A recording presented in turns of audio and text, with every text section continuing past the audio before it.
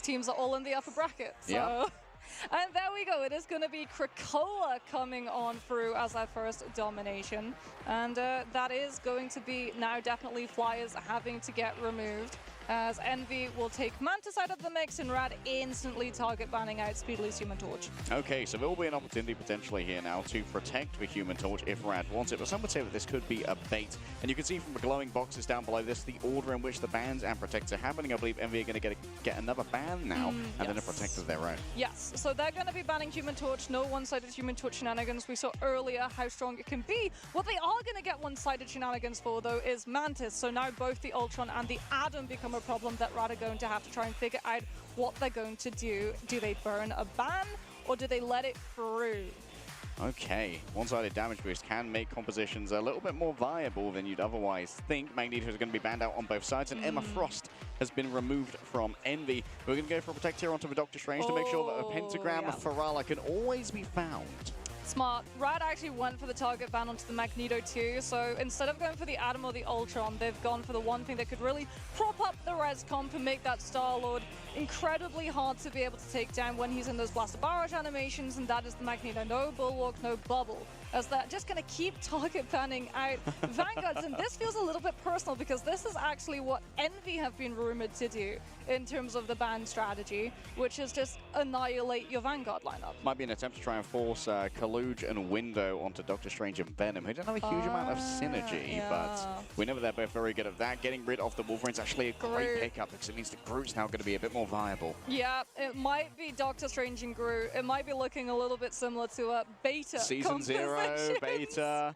Man, back when Thor saw some play. Oh, yeah. I mean, back in Beta, every single game was Groot, Strange, Punisher, Hela, Loki, and Rocket. Shout out Dawn of Legends, gang. If you watch that tournament, you're officially entitled to a Marvel Rivals pension. Oh, those were the fun days before we had res comp shenanigans coming on through. And I mean, those res comp shenanigans can still come on out, but I do like as well the fact that Rad went for the Captain America, because Captain America with res, where you've already got 3 strategist ultimates, and then you throw on top of that a Captain America to also stabilize the team on domination, that's just too much stall. You can't allow it to go through. All right, gamers, let's get ready to head into our winners semis here between Envy versus Rad. Mox and I have been lucky enough to bring you all of the NA versus EU action. It's a rivalry as old as esports, and it continues burning bright as we ignite the battle once again. Let's see what compositions these players are going to be on, and it is indeed the fabled res composition that have been able to make it through. Envy is going to be on Jeff at the moment, but I feel like it's just going to be for speed bubbles out of spawn. Oh! Yeah, they're on Strange. They're going to go for a teleport play. Yeah, quick prank portal here. Most likely it's going to be on top of Trust Me as they walk on forward. Actually looking like they're going to prioritize spacing on the point. This is just to get window set up on that high ground. Is the Jeff staying? Nero is indeed staying on the Shark. It looks like Envy are taking Rad strategies. They're missing that Storm, but they do still have the Jeff that they'd like to go for. Rad with the Groot and the Punisher wanting to just try and stabilize themselves on the point and anchor on down and have burst damage to be able to blitz through Envy's health bars. Yeah, that adjudication shotgun, it does some work. Speedly's going to have to resurrect themselves there with the Cocoon Revival provided by Adam Warlock. I believe Soulbond's been used as well. Many defensive major tools from Envy have been expended, and Cowl's going to be on the business end of Rajara's fully charged beam now. Decisions have to be made by Window. How long do you want to try and stay in here as Cal resurrects himself on the back side? Should have some live stream cooldowns. Once again, back up and ready to work with Trust Me. Not so lucky when it comes to the resurrections. Wasn't able to get any of this. Incoming already. Kaluge, I don't think gets any stuns off the back of that Eye of Agamotto. It was open early, and that's going to be a biggie. Oh no, it's only onto their own ally. Oh, that's a little bit of an unfortunate mess up there from Nero. Still Melio going to be in dangerous territory. Chased down here by the Venom. Judge, Jury, and Executioner all ready to go, but quickly swept, and all of that focus of the targeting means that there's no chance for the Punisher. Despite the mind control, there's going to be no action after it. Yeah, see, the problem as well for Rad is that Envy have been in control of the fight the entire time, and the point percentage too. So the longer this fight goes on, the better it is for Envy. Comic Revival's even going to be invested. It's going to be covered now with Galactic Legends so that Rad can't chase in and punish when the players are too low. Blind comes on through, but Speedly's already done his job and kept Rad at bay for Envy to stabilize. Oh, the Feast of the Abyss is brutal when tanked by Fate right here. The walls can't stand up to the dual miniguns of Melio. Not firing for now to move ever faster as Envy have to make a choice as to how we're going to try and contest this. Down to the Venom. Unbelievable target focus onto Melio. Cucumber Kaluge gets gets yet another one, and everyone's eating their vegetables right now. I've been forced to down those greens. Rad find themselves wiped off once again, and it's almost done for Envy already. I mean, that was just one fight. 82% of the point in one fight. It's going to have to be a Doctor Strange portal coming on through from Rad, but they don't really have good ultimate economy. It's going to be reliant on level 1 Crook to come on through with that Loki, but that means you're going to be treading water until you get a damage ultimate that can finally start taking some of these players down. All right, Window tanks some damage, doesn't use the Symbiotic Resilience for now, though. Kaluch moves in towards the back. The Cloak of Levitation has been expended, and that means there's no escape from Melio. Level 1 Crook has decisions to make, and indeed this is going to be a major one. 4 players eaten up by Nero, and with the Soul Link as well, is practically invincible off the map, but into oblivion. Rad find themselves radicalized by Envy, who are just going to have to deal with the dregs of a composition for now, and those who remain can't stand up to the element guns of Speedily. It's a speedy dispatching. Oh, Nero, you crafty Jeff, you. He'd left a speed bubble. He's just a little guy. He'd left a speed bubble on the point so that when he was able to find that massive 4-person eat, he knew normally he wouldn't have enough time to get them over the map, but he uses the speed bubble to just push himself that extra little bit faster, and they can finally just chuck himself over the edge with all of those players from Rad. I mean, there's extra salt in the wound to this too, because that's what Rad has been using against other people too. Yeah, Rad highly rate the symbiotic shenanigans. The combination of Venom and Jeff essentially gives like a second soul bond almost if people stay within range of it, because it gives over health as well, up to I believe 100, which is not insubstantial for a squishy player. Yeah, and then that starts degrading after 3 full seconds too, so that's a lot of time where you have just sustainability, and you add that on top of all of the other resources that a triple strategist composition has access to.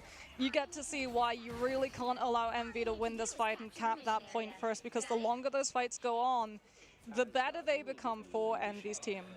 All right, going to be a lot of pressure on Fate here as to how to use the Eternal Bond. You want to try and use it to answer Speedly's Galactic Legend, but Month can drag everyone forward with that Soul Resurgence. Yeah, it's going to be a rough one for sure. Month, like you said, with that Soul Resurgence, has the means of just allowing Envy to go aggressively, and that can then give the damage boost over to Window 2 for the Feast of the Abyss to chunk through one of these players from Rad's side. Oh, already so much damage taken by Rad. Forces Fate to make the move moving forward with the Eternal Bond. Melio is going to follow on in here as Rad gets behind cover. MVC a touch of ground away before Window slaps on back. The Feast of the Abyss is ready to break on through. Melio take him down by the cellular corrosion. Frank Castle was no match for the power of Null and Clintar combined. Eddie Brock just too strong to deal with that one. Speedily blasts away with the element guns and attempts to try and turn this one around with a Sonic Seduction. Only Rajaro gets stunned despite having their own shield to try and block it. The follow-up is not there. Trust me, falling hyper low. Envy's target focus is still good. They've got plenty of ultimates to try and turn this one around, but it might not be that they need them. Naga taken down by the right click out of the middle of nowhere. 2 Vanguards grabbed up by Nero, and this is going to be a lot of value. As it's going to be the Punisher. He's got no way to try and save himself from this one, despite the smoke grenade. Oh, no. Yep, there it is. It's delayed. It's kind of a cell stagger here as Envy are back in control. Oh, what a play from Nero again. He knew that Melio was so close to Final Judgment. If the Punisher gets Final Judgment, he's got CC immunity. He doesn't have to worry about it's Jeff, and they would potentially have lost that fight.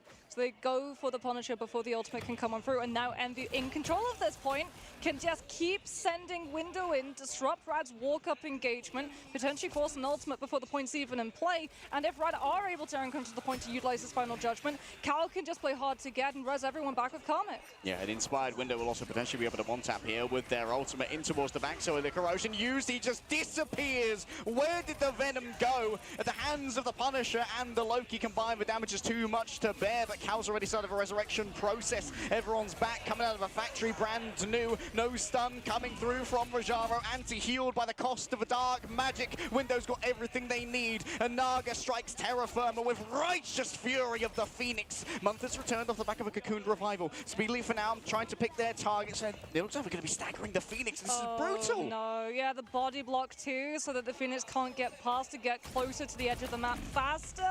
That's so rough. It's going to be final fight territory. Nearher's gotten its Jeff to carry one of these players from Rad far away. Melio is going to go just the Psylocke to be able to have the dashes and potentially avoid it, as Rajaro has no choice but to go to the Captain America to try and touch the point for the team. All right, the pathing has been noted. The question is, can Envy intercede before the touch comes through? Plenty of time to work with here, so I imagine Radra is going to be able to make this one happen. Almost has lost all of that shield already. Speedily getting away from the danger. No Smelio on the back line. Has themselves a Galactic Legend to try and play with. Gets the inspiration as well as Sonic Seduction comes in from the other side. Trust me, trying to drag over multiple players of Envy to deal with all of this. Melio can barely escape. Nero's looking for a snack, and the biggest one's going to be the Luna Snow, but trust me, gets it with a spinning kick. Great rescue of the Luna when they were needed to try and clutch out this fight. Melio coming from the other side. Envy, their target focus. Their informational play is just so clean. Almost frozen out there of the Galactic Legend, but Speedily still got some bullets to play with here as the Element guns start rolling on through, and the damage is being delivered. Rad can't stand up to this. They don't have the heals, they don't have the strategists, they don't have the numbers, and they don't have what Envy's got. Oh, that's the trouble with ResComp, right? You have the ultimates to stall. Even if you're losing the fight, if you stall it, at some point you're gonna be able to start winning it. You have so many defensive resources, and then if you hit a Galactic Legend and your opponent have had to use every single one of their defensives to match and mirror yours, they don't have anything left to be able to survive the Star-Lord's Legendary.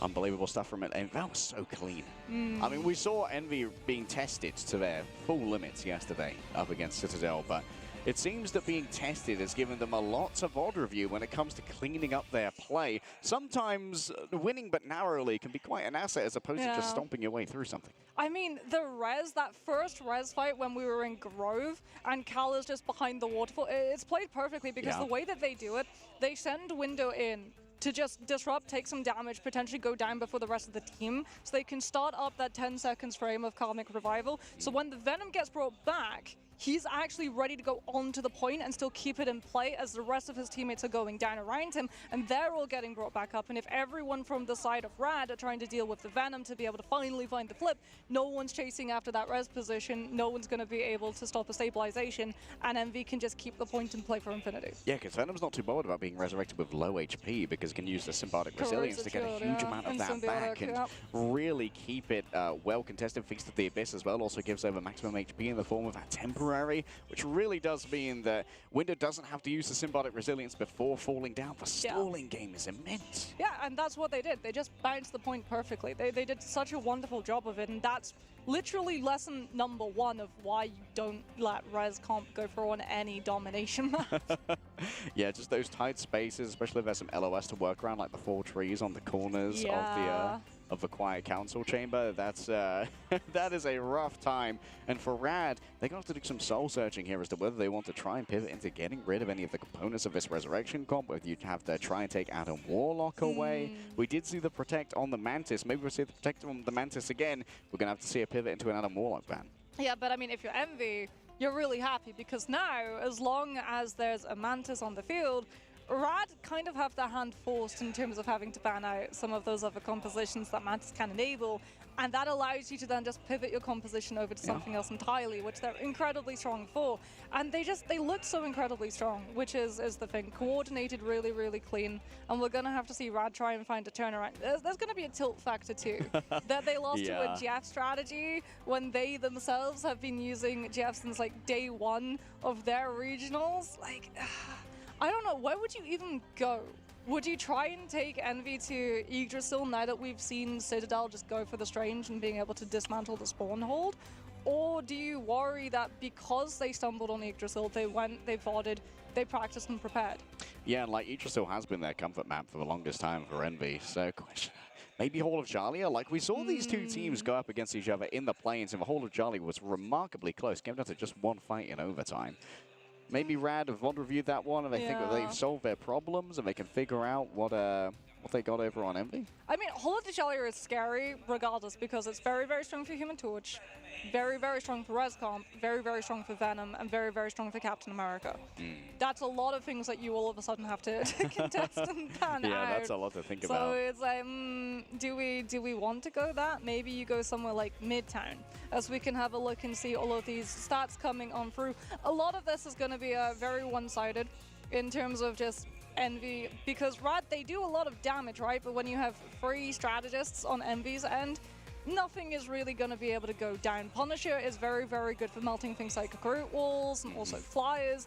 if it's in a 2-2 composition, but if the Punisher is looking at just a Venom and he's being full healed by 3 strategists, neither on that Jeff having very little fall off on the primary too, so even if that Venom is super far away from the fight, he's still going to be getting a huge chunk of resources allocated his way. Dude, let's have a look at Kaluja's damage as well. More than Speedly on the Star-Lord. Yeah. That is uncanny accuracy with the Daggers of Danak. And don't forget, that's getting buffed going into Season 3.5. The projectiles of Daggers of Danak are going from 8 to 10, which is going to make them significantly more deadly.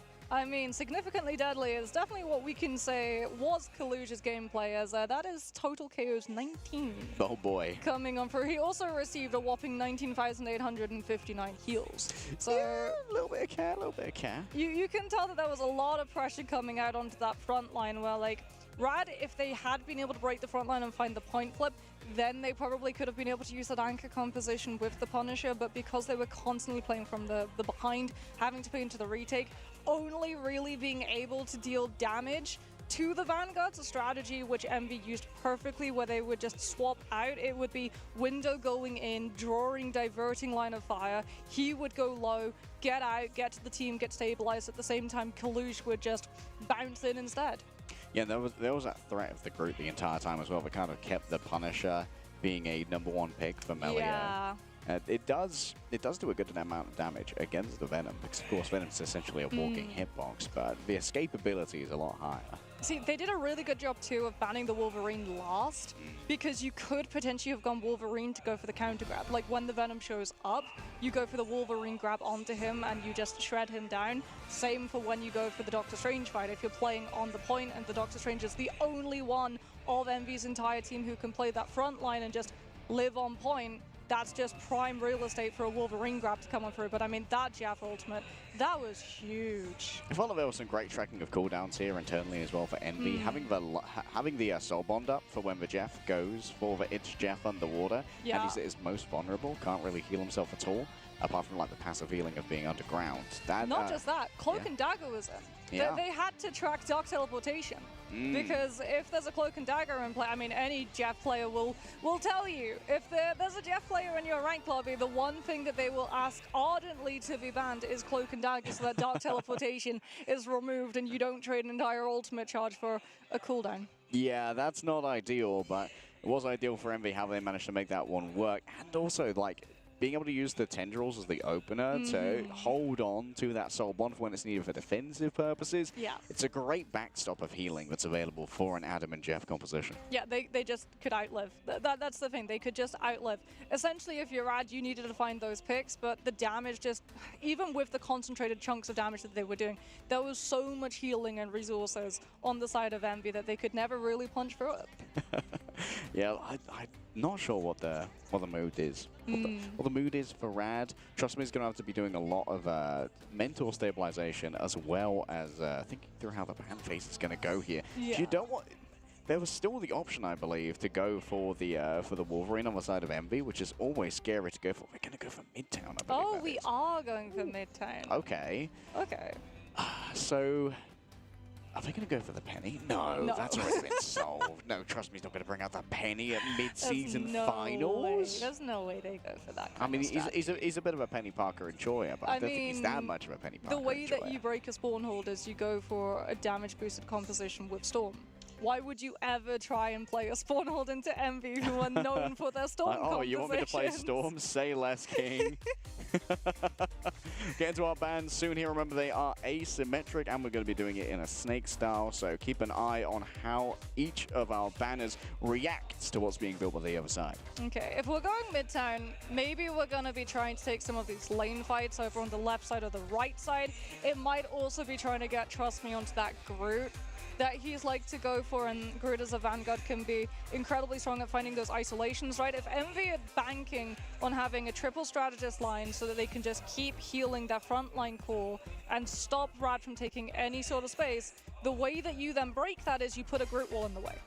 Yeah, a Groot wall in the way is a great answer to all of this, but got to constantly be worried about the double Wolverines coming through from the other side. I wouldn't mind seeing a Wolverine ban here just to limit the options that Envy have for that anti-Vanguard, or for that Vanguard role. Let's get into it here. First ban, I imagine, once again, is going to be the Human Torch from Rad. And then likely the Mantis as well from Envy. Oh, Luna! Hello. Oh, okay. They're trying to bait it out. So Luna weakens Psylocke and also means that you don't get Idle Aura to potentially also pocket some of your other duelists. Okay, one-sided Luna Snow here. A pro-gamer move, but Envy, this is where their bread gets buttered. Flyer Prime able to play. They're also going to be trying to force Envy into having to burn bans on both Emma and Psylocke. Ooh, yeah, there we go. So Envy know that because Luna is one-sided to Rad's end, Psylocke is going to get stronger, so they're going to save the Loki, which means if Psylocke does make it through, we've got the Doppelgangers to be able to have extra bodies to absorb down to the butterfly dashes and also the regeneration domain, so you don't have to burn an ultimate on it. See, if this ever makes it to comp, this is where you got to listen to Mox. She's very smart when it comes to the bans. me Grug, but that's all that goes into these bans here, Mox. It's such a game of chess here. All the possibilities, the flow charts that have to be followed. Yeah, because like they can't burn bans on the Psylocke or the Ammo. It has to be removal of Magneto, as Magneto Bubble and also a one-shot potential with an ultimate to be able to take down one of your defensives is incredibly strong.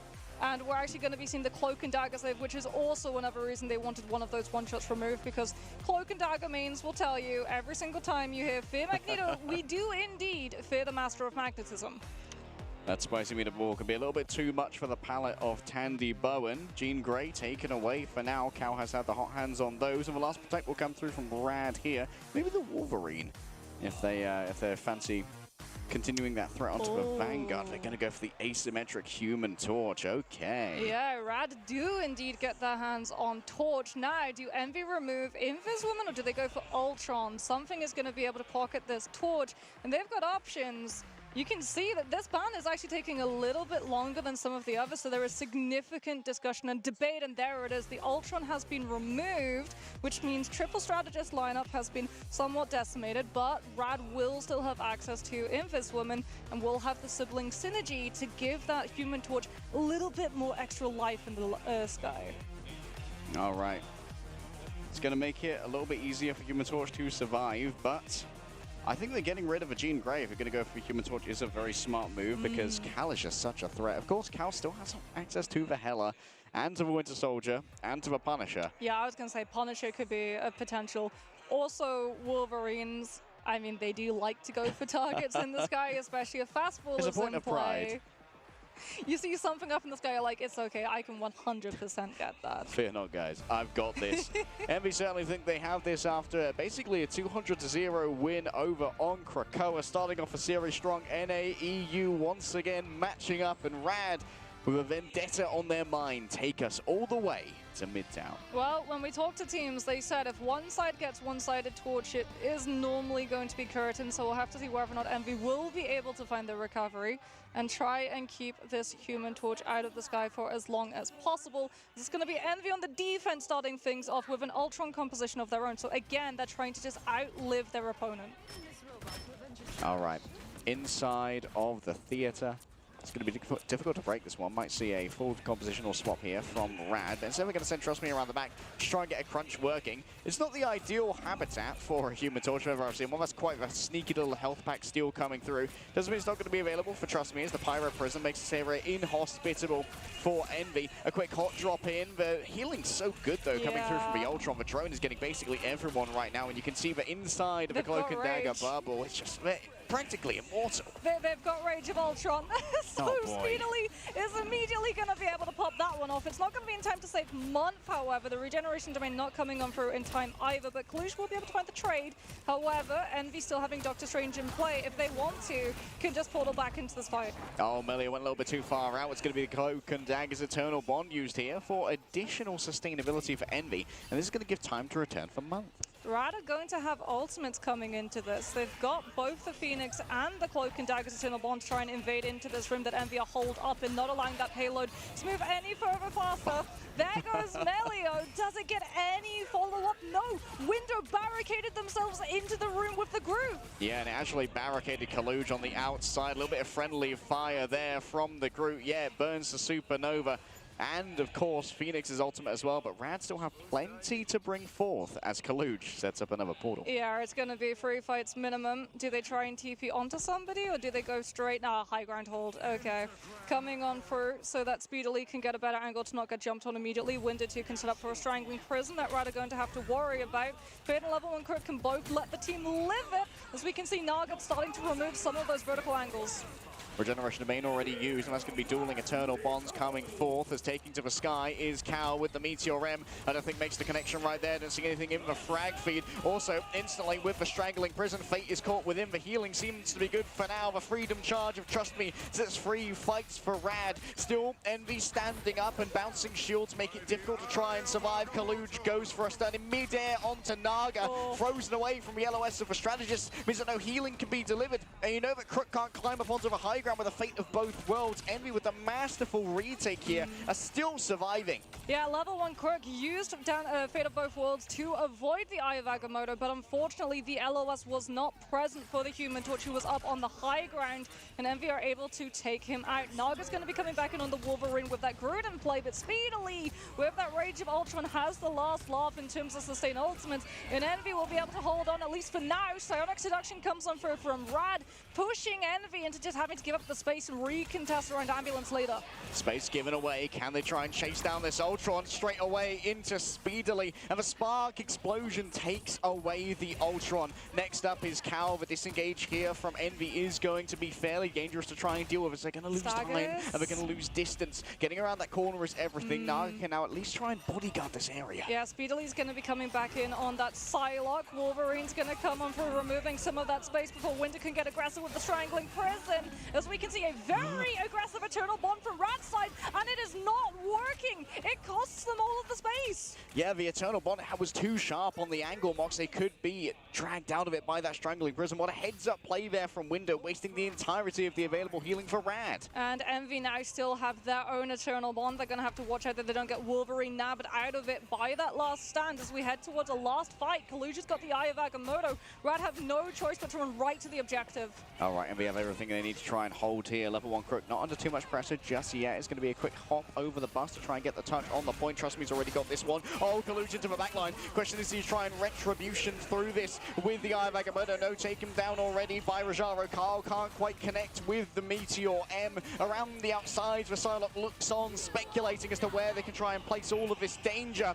And that's going to be Month outside of their regeneration domains. Quite the faux pas for a Loki. The god of trickery find themselves tricked and tracked down as Envy lose first. Big grab at the very beginning of that fight from Naga to come on through. They knew that Kaluj was potentially the heel turn for Envy, that Eye of Agamotto was something that they did not want to have to worry about, and it forced Envy to just invest so many just resources into trying to keep the Strange up that they did not then have later on in that fight. We're going to see the swaps come on through. Kaluj off the Doctor Strange onto the Emma, as Cal is going to go over to the Bucky, so Bionic Hook to be able to keep a pressure onto both the Wolverine and the Phoenix, and potentially, Trust Me, if he tries to go aggressive to buy Rad space and make up for the time they lacked on first. Oh my goodness! The last stand lineup is huge! Where did Bro go? Still Speedily thinks they can tear it around, and that's going to be everyone stacking up to try and share out the damage. Naga falls down now to the Sonic Crossbow, and it's easy hunting for the remainder of Envy. There's healing aplenty available from the Eternal Bond. Trust Me, doesn't really have a shielding to try and make it through, but does have a healing of the Lunar Snow ready behind them.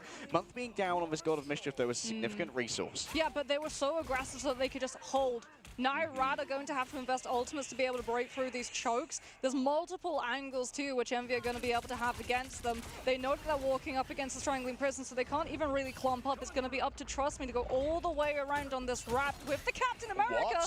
Wins the lane fight against Speedily with some help coming on through from the Human Torch, and suddenly Rad have all of the angles. A hot drop here. Kaluj needs to pop off. Cal with a tainted voltage into mid-air, catching someone in the midst of their fight. I think that might well have been the Wolverine. Fate is dragged in once again by Window. 6 players look towards Fate, but Fate is going to be decided later on within this fight as the Sonic Seduction grabs players in and brings them into the warming talons of the Phoenix. Nero manages to desperately escape, but Trust Me is quick on the chase. Window does their best to turn around to try and turn this on its head, but Rad finally gets some pressure on the cut with 30 seconds remaining. Yeah, but it costs them both the Luna and the Cloak and Dagger ultimate, as well as the Captain America in that fight. Envy are coming in with Kraken Impact and Psylocke Dance of the Butterflies, and Rad don't have bodies nor resources to live it.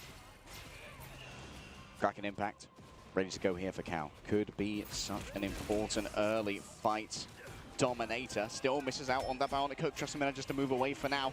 We're on the precipice of overtime. Trust me, falling low. Needs to get towards the health pack. It's already been stolen away. What a play coming through from Speedily, and now Trust me's down in the back. There's healing aplenty given over by Month. Fate is surrounded. Terracate has to teleport away to a dark dimension. That means there's no healing available for Rajaro on the point. Naga's getting furiously close towards the Supernova, but it's Melio who has to move on forward now and keep themselves on the cart. There are no remaining members of Rad and Envy hold in the subway. Oh, great heads-up play coming in through from Envy. They know how quickly that Cloak and Dagger Eternal Bond can be built up. They don't want to give any form of poke phase for Rad to start stabilizing their ultimate economy. So it's an aggressive copy coming on through with that Eternal Bond to remove all of the space from Rad. It's last fight, and they want to get that Terra Cape into the back, which then sets up the Kraken Impact from the front. And all the while, if that starts going a little bit south, Speedily still holding on to the Dance of the Butterflies, so that if they want to confirm all of that extra damage into picks, they've got the opportunity. Opportunities did present themselves right there. What a retake coming through. What a steal of the health pack by Speedily. This is the kind of thing that expertise brings when you've got someone who has those movement abilities, and other esports Speedly's been ever doing the same thing. A quick little bit of cheeky thievery. Hydro Thieves are going to like, hey, that's our thing. Stop it. Get some help. Yeah, those tempo changes from Envy have been absolutely brutal. I mean, they've always looked strong on the defense, is the thing. They've always looked immensely strong on the defense. You might be able to break the spawn hold, but it's going to cost you in terms of time bank, and then you're going to have to be more aggressive in other parts of the map to make up for what you've lost previously. As the sides are now going to swap, Envy are going to be over onto the attack. This Storm and Punisher, it might just be to see whether or not Rad are going to go for a little bit of Gorgonzola for a spawn hold composition, but it might also be staying, as Envy have been very prone to the Punisher Storm shenanigans so that they get that damage tempo boost. My Gorgons, they aren't soloing today, Mox. Instead, going to be a little bit of a multi-angle position here from lots of high ground. Yeah, Rad going for the Lunar and Cloak and Daggers of the Invis women, even though it has been able to make it through the bans. Melio also just waiting to see whether or not someone's going to try and make it down that lane so he can try and take the fight with that Lunar one-sided Snowflake.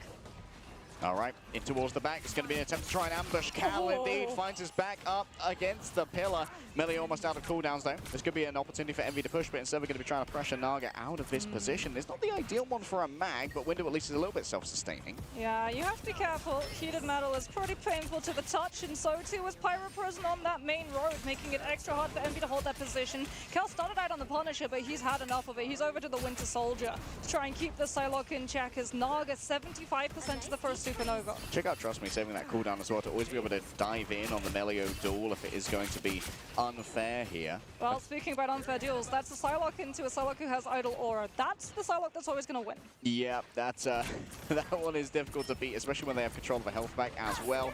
Naga just looking on from above as a Supernova ready to go. Question is, do you want to try and use it against the Eternal Bond? The damage isn't really there, but matching Eternal Bond to get the second strategist ultimate white might well be better. Cal looking for a grab here onto Fate, a great fade away up onto the high ground now. Kalu tries to turn things around with a Sonic Seduction, but it seems that the Feminine Wiles for now are only going to be grabbed by Rajaro. Solo Dance of the Butterflies onto Naga. Speedily's not willing to give away that duel, and so instead guarantees victory in the 1 versus 1. Wrapping around the back right now, Rad down on numbers. They've got plenty of healing coming through from Crook, with Melee already falling down. The number of targets is starting to dwindle, and Rad has to make a decision as to whether or not they want to TP. I mean, that was a really good play coming on through from Speedily. Getting Naga out of the way meant Supernova was out. Window's going to have actually built up Meteor M in the interim, so even though Nero and Month both used their ultimates in the fight prior, they don't have to worry about Supernova anywhere near as much as they could have before.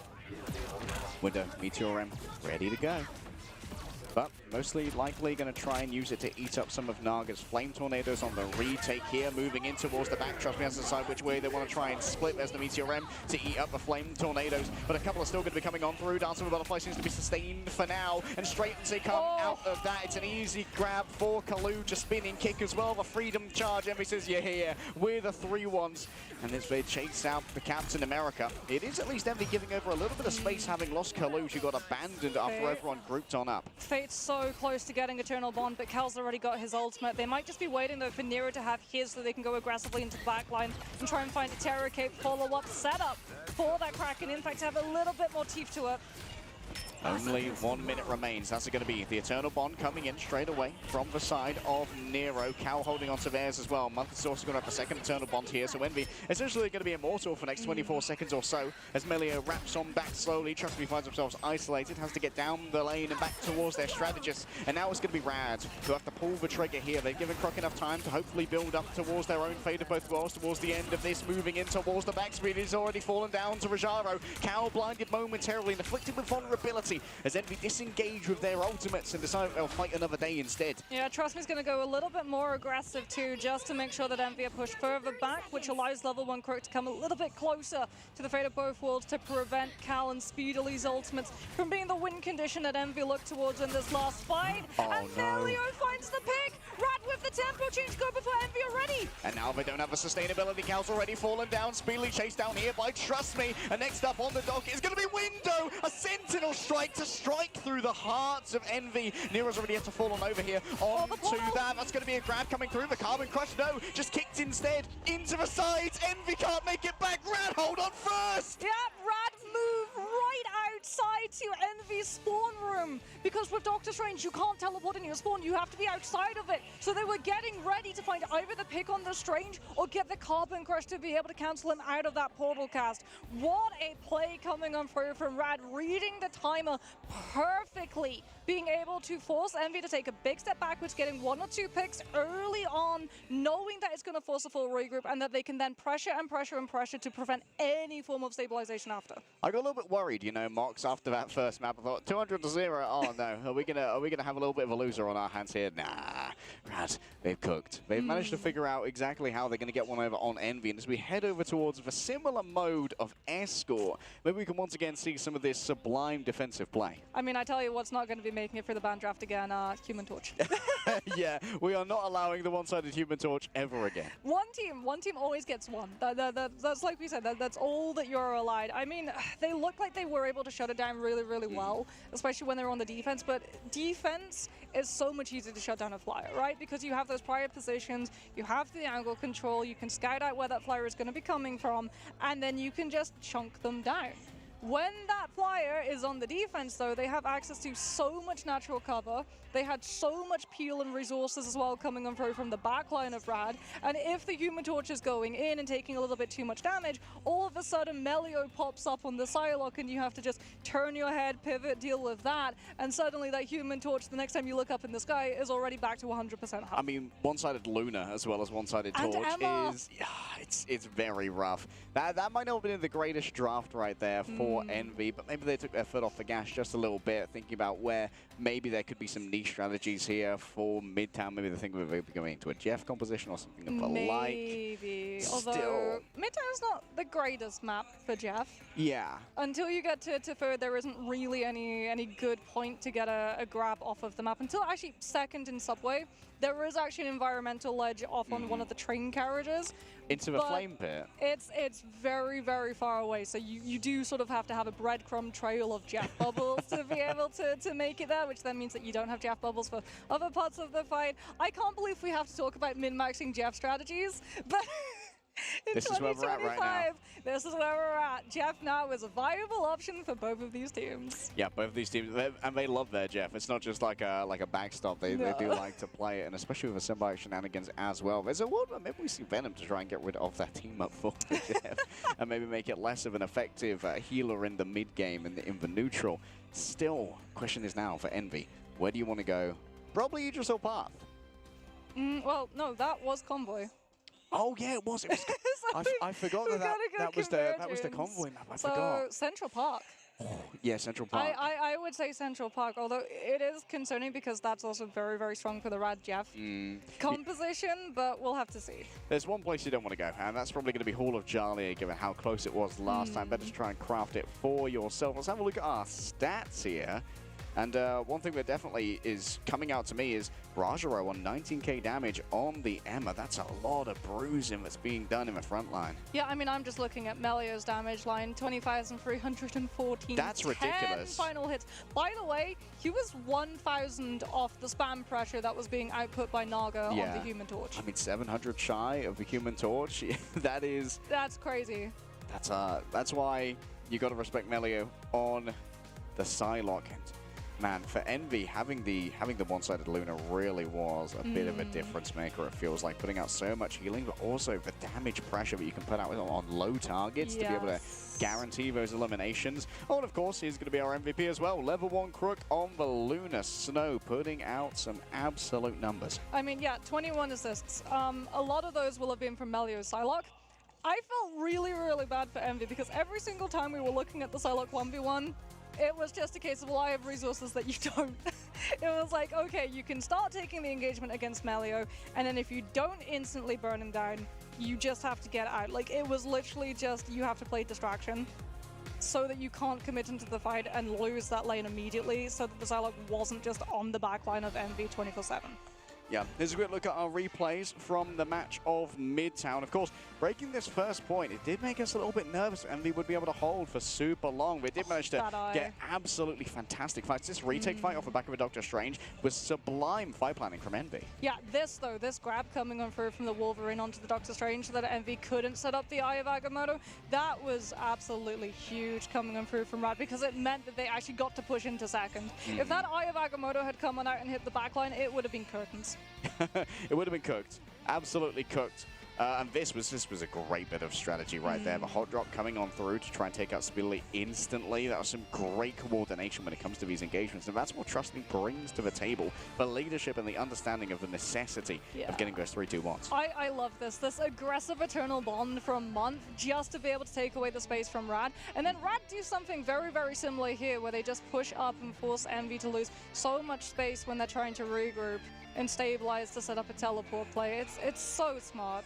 Yeah, just knowing that you can't channel that Pentagram of Feralifer inside of the inside of the spawn is incredibly important. I've seen that get cancelled before by Freedom Charge. Because if you hold up your shield and you sprint during Freedom Charge, you knock people back, and it can knock Strange right into that zone. Of course, we could have seen potentially a body block onto the Carbon Crush as well, but you can't body block the spinning kicks. It's everyone in front of you. Yep. I've seen, I think the most tilting way to get Portal cancelled is probably Spider-Man pull. Yeah, because Spider-Man pull is just tilted to begin with, especially if they're wearing the Spider-Punk skin where he just as you get pulled, you're like, oh, thank you for the flashbang right there alongside my Doom. Yes, that's great. Just an orchestra of electric guitar heralding your tilt. Fun.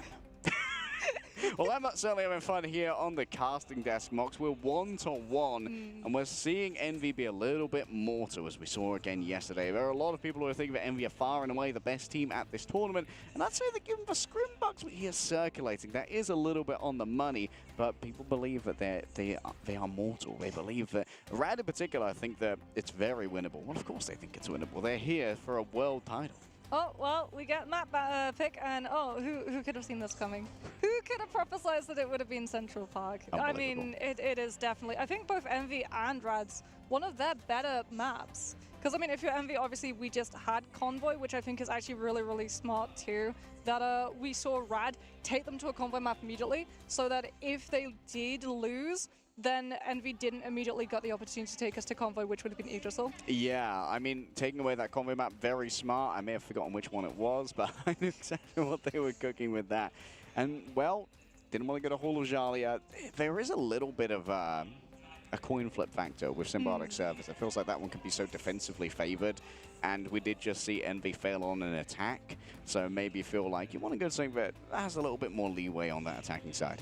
Yeah, I mean, Symbiotic Surface, sometimes it feels like it's really easy to attack, and sometimes it feels like it's next to impossible. A lot of the time it's about identifying when you want to full map flip. Sometimes, you know, people get caught up a little bit trying to take too much space on the attack, where they try and prioritize having main and left and right side instead of just sending the full team up to the high ground, forcing the defenders to drop off of the back of it, and then they have to rotate. And then all of a sudden you get access to back room with health packs so you can stabilize and recover, and also cut off any potential defenders' respawns when they come on through. But that is analysis for another day, because it's not Symbiotic Surface, it's Central Park that we're going to be seeing instead. Something that is absolutely no surprise given the fact that Envy do love their flyers. Oh yeah. This is a space where you can go all the way up into the sky and rain fire from above. This is likely going to mandate another instant ban of a Human Torch. Yes, Human Torch and also Res Comp that you have to worry about too. Jeff too can be prolific on Central Park. First has a position that you can get people off of the map on the side of the point. Second has a part of the map where you can get people off of the point. And also third has a part of the map where you can get people off. Really, if they were ever doing a health and safety just like check to come on through from Central Park, I think out of all of the maps in Marvel Rivals, it would be the one that failed the most. We really need to have just someone come along and build some railings on the side of certain parts of this map because it is inexcusable. Hey, sorry, Mr. Dracula, was it? Yes. I have your health and safety report. We're going to have to shut the place down. Yeah, we give you a D in terms of overall public safety.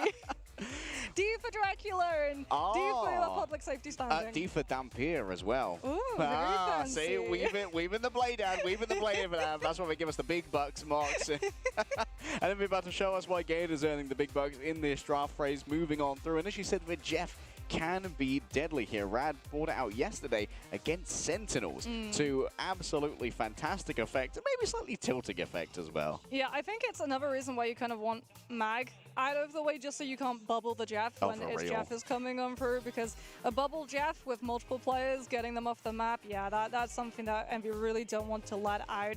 They're also going to likely want to have either a Magneto, a Phoenix, or an Ultron, so that they would be able to shut down its Jeff quickly too. And speaking about shutting down, one thing which has been a really common just duo ultimate wombo has been the Magneto with the Phoenix, which is insanely strong together. Yeah, like having those together, it can feel like just so oppressive. And also your approaches here on the, and here with the approaches on Central Park, it is so difficult to try and avoid the poke angles of something like a Phoenix where Cal has been on fire. So maybe you need to continuously think about that hit scan threat. We actually saw Fate taxing the approaches of Sentinels before because there's such escapability that Jeff has. He could just play the off angle with a lack of damage drop off on that Joyful Splash. Perma in the back line. We get 5 seconds of copyright-free Jaws theme music coming on through whenever Fate is on that Jeff. And Envy are going to be removing the Mantis as Rad once again. Are we going to be trying to secure a one-sided Luna once more? Envy, though, they're going to be able to secure Human Torch for speedily. They're going to be very happy by that one. Yeah, this could prove ruinous for Rad. The Flyer Prime is going to be in his prime. Mantis taken away. That could take away some of the opportunities to use Ultron here, but I wouldn't be surprised to see something like an Ultron, Adam, and Jeff. Potentially, too. I think for Rad now, the Jeff does become almost a necessity just so that you can have that pressure on the Flyers. So, too, does, like you said, banning out something like the Ultron. They're going to have to try and figure out, too, whether or not they want the Invis out of the way, or if Invisible Boundary is just too easy and ultimate to be able to punish, even if you leave the Human Torch a little bit stronger because of the sibling team-up. All right, Loki taken away, one-sided Human Torch secured. A ban here onto Captain America, potentially, knowing, this could be a Protect. Yeah, Protect here to make sure that that can't be taken away. Harassment onto the back line could be everything, and Envy are going to get their next ban now. Yeah, let's see what Envy decides to remove. Is it going to be the Psylocke? Yes, well, it has to be, because they're going to be going for Luna and Captain America and Emma, which means if Psylocke is there, that dive is going to be devastating in terms of forcing Envy's hand and attention to pivot to deal with it. This could allow for Rad to pivot, however, into the Primal Flame, Phoenix, and the Wolverine. Of course, it can be a little bit difficult as a Phoenix when you're not building up those sparks. A breakthrough the Guardian Shield the Invisible Woman brings to the table using only your regular primary fire damage isn't quite as high output as you get on bodies when those sparks are building. Well, Rad can't ban out the Invis. They might have to remove either the Ultron or the Phoenix to try and prevent this Human Torch from having any form of firepower pocket. And it's going to be the Magneto, actually, that they're going to be getting out of the way. So Envy's Vanguard lineup is going to be a little bit more vulnerable now, as to will that back line, given the fact that Bulwark is not going to be there to prevent any form of CC from coming on through either. Yep, it's going to mean that there's a little bit more safety potentially for a Cloak and Dagger as well during that ultimate. We know how Meteor M can be powerful in trying to shut down some of those, as well as shutting down a Punisher if they want to pivot Melio towards that. The reaction check, yeah. where it's 50-50. Your Magneto either throws Meteor M on top of the Punisher and gets him, or Punisher burns through the Meteor and you get the Magneto. Could be a little bit of an issue on ping on the reaction check, but there will be no such issues here on land. Both teams face-to-face in Guangzhou, China, with $500,000 on the line. Mox, let's get stuck in for map number 3 as we're 1-1 between Envy and Rad Esports. Well, Rad will be defending, so I would imagine we're going to be seeing a lot of pressure looking up to the skies. We know that Envy, having protected that Human Torch and also the Invis Woman, are going to be putting a lot of stock onto Speedily's Human Torch, and there it is. This is going to be a full pocket torch composition with window on the Groot too, strangling prison combos with a Terror Cape and this pocketed torch. That's going to be horrible for Rad to have to deal with if it gets through. Up close and personal, you can see Rajara's blue silhouette just on the right here of Speedily. Cal already falling low, down to 70 HP. Should be good healing, but no. Fake from downtown. Remember those bubble spits from downtown also ground players who are in the air. And that is going to be the Ultron removed from the board immediately as Rad yet again getting aggressive before Envy have the space to let Speedily start spamming. The Human Torch has been airborne, but he's only got 27% ult charge. Yeah, it's a great way to fight against a fly composition. Don't give Speedily the space to work. We're forcing to play it low, and that's why Fate's hanging out back here. Look at the cheeky positions of Rajaro and Venom as well, moving in towards the back line. Oh, the Cloak and Dagger, they're under so much pressure, forces out the bubble already and the drone from the Ultron. But still, moving forward, Envy yet to grab someone in towards the back. The Joyful Splash is going to start doing work. Cellular Corrosion is going to start delivering burst damage, and Cal's the one to fall. Naga escapes around the outside, and Fate might find themselves isolated here as Rajaro is taken down by the Sonic Sentience being seized. Good walls, though, coming in through from window to prevent Rad's disengagement angles, but we can see that they're still getting the picks onto Envy as they're just being boxed up on main right now. The Human Torch is up, but he's been able to do barely anything with how much pressure Rad have from all different directions. And thus far, no real ultimates have been expended, Mox, as we head in towards the ultimate phase of the game. Yeah, Cal's actually going to go on to the Jean Grey now. The Phoenix coming on through. Just having that spark pressure, trying to punish the fact that Rad are going to be stacked in terms of their dives, and all of those explosive AoEs are going to be connecting onto multiple bodies. Fate does have the It's Jeff, has to wait for month though, as Melio's Rage of Ultron has been able to force the Eternal Bond. Oh, mid-air strikes onto Speedily, nothing to be sniffed at. Eternal Bond already used, and that's going to get month onto the point. The remainder of Envy though will be so lucky. Strangling Prison, ready to go, see Speedily around the back. Does Fate have the time to try and work with this one? It's going to be right below the Phoenix, already grabbed Naga, but stay straight inside of this. They might actually just get the chomping damage to take down the Human Torch out into the back line. Should be easy to fly on away. Was that window using the Strangling Prison? Forces out, yes, the fate of both worlds from the side of Crook, but it's going to be a good retake here from Rad. They've had to spend so much, but Envy are just the same. Only 2 ultimates remaining. Still, Envy, by forcing that Lunar Ultimate with the Groot, now get to come into this next fight with the better defensive ultimates. What they don't have, though, is that Players Up.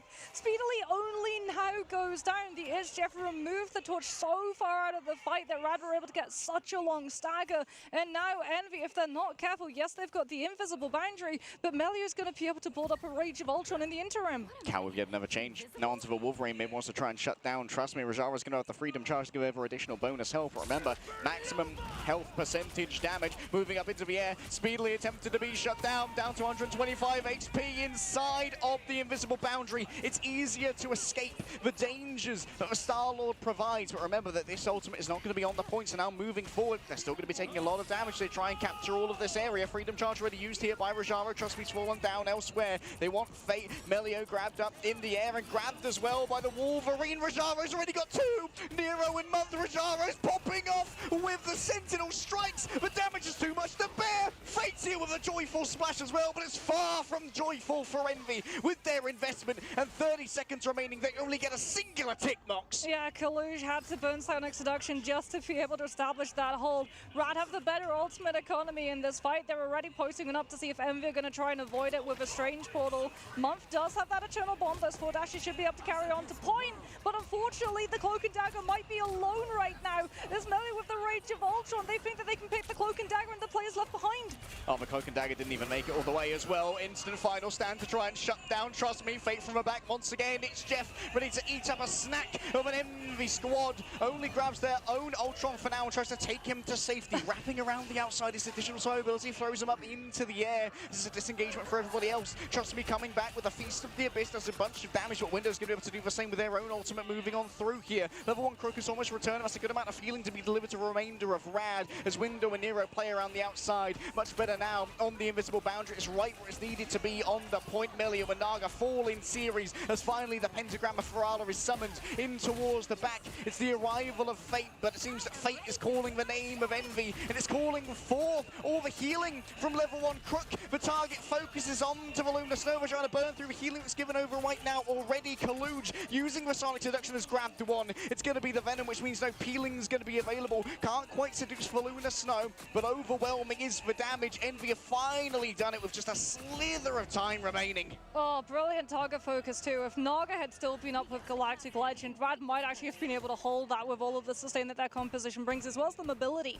Every single time one of them goes back to the respawn point, give it 5 seconds and they're right back into the point fight. Speedily now might be able to actually clear out one of these players from Rad who's a little bit too close, as they're already setting on up, hitting this dive before Envy have established space yet again for Speedily to take.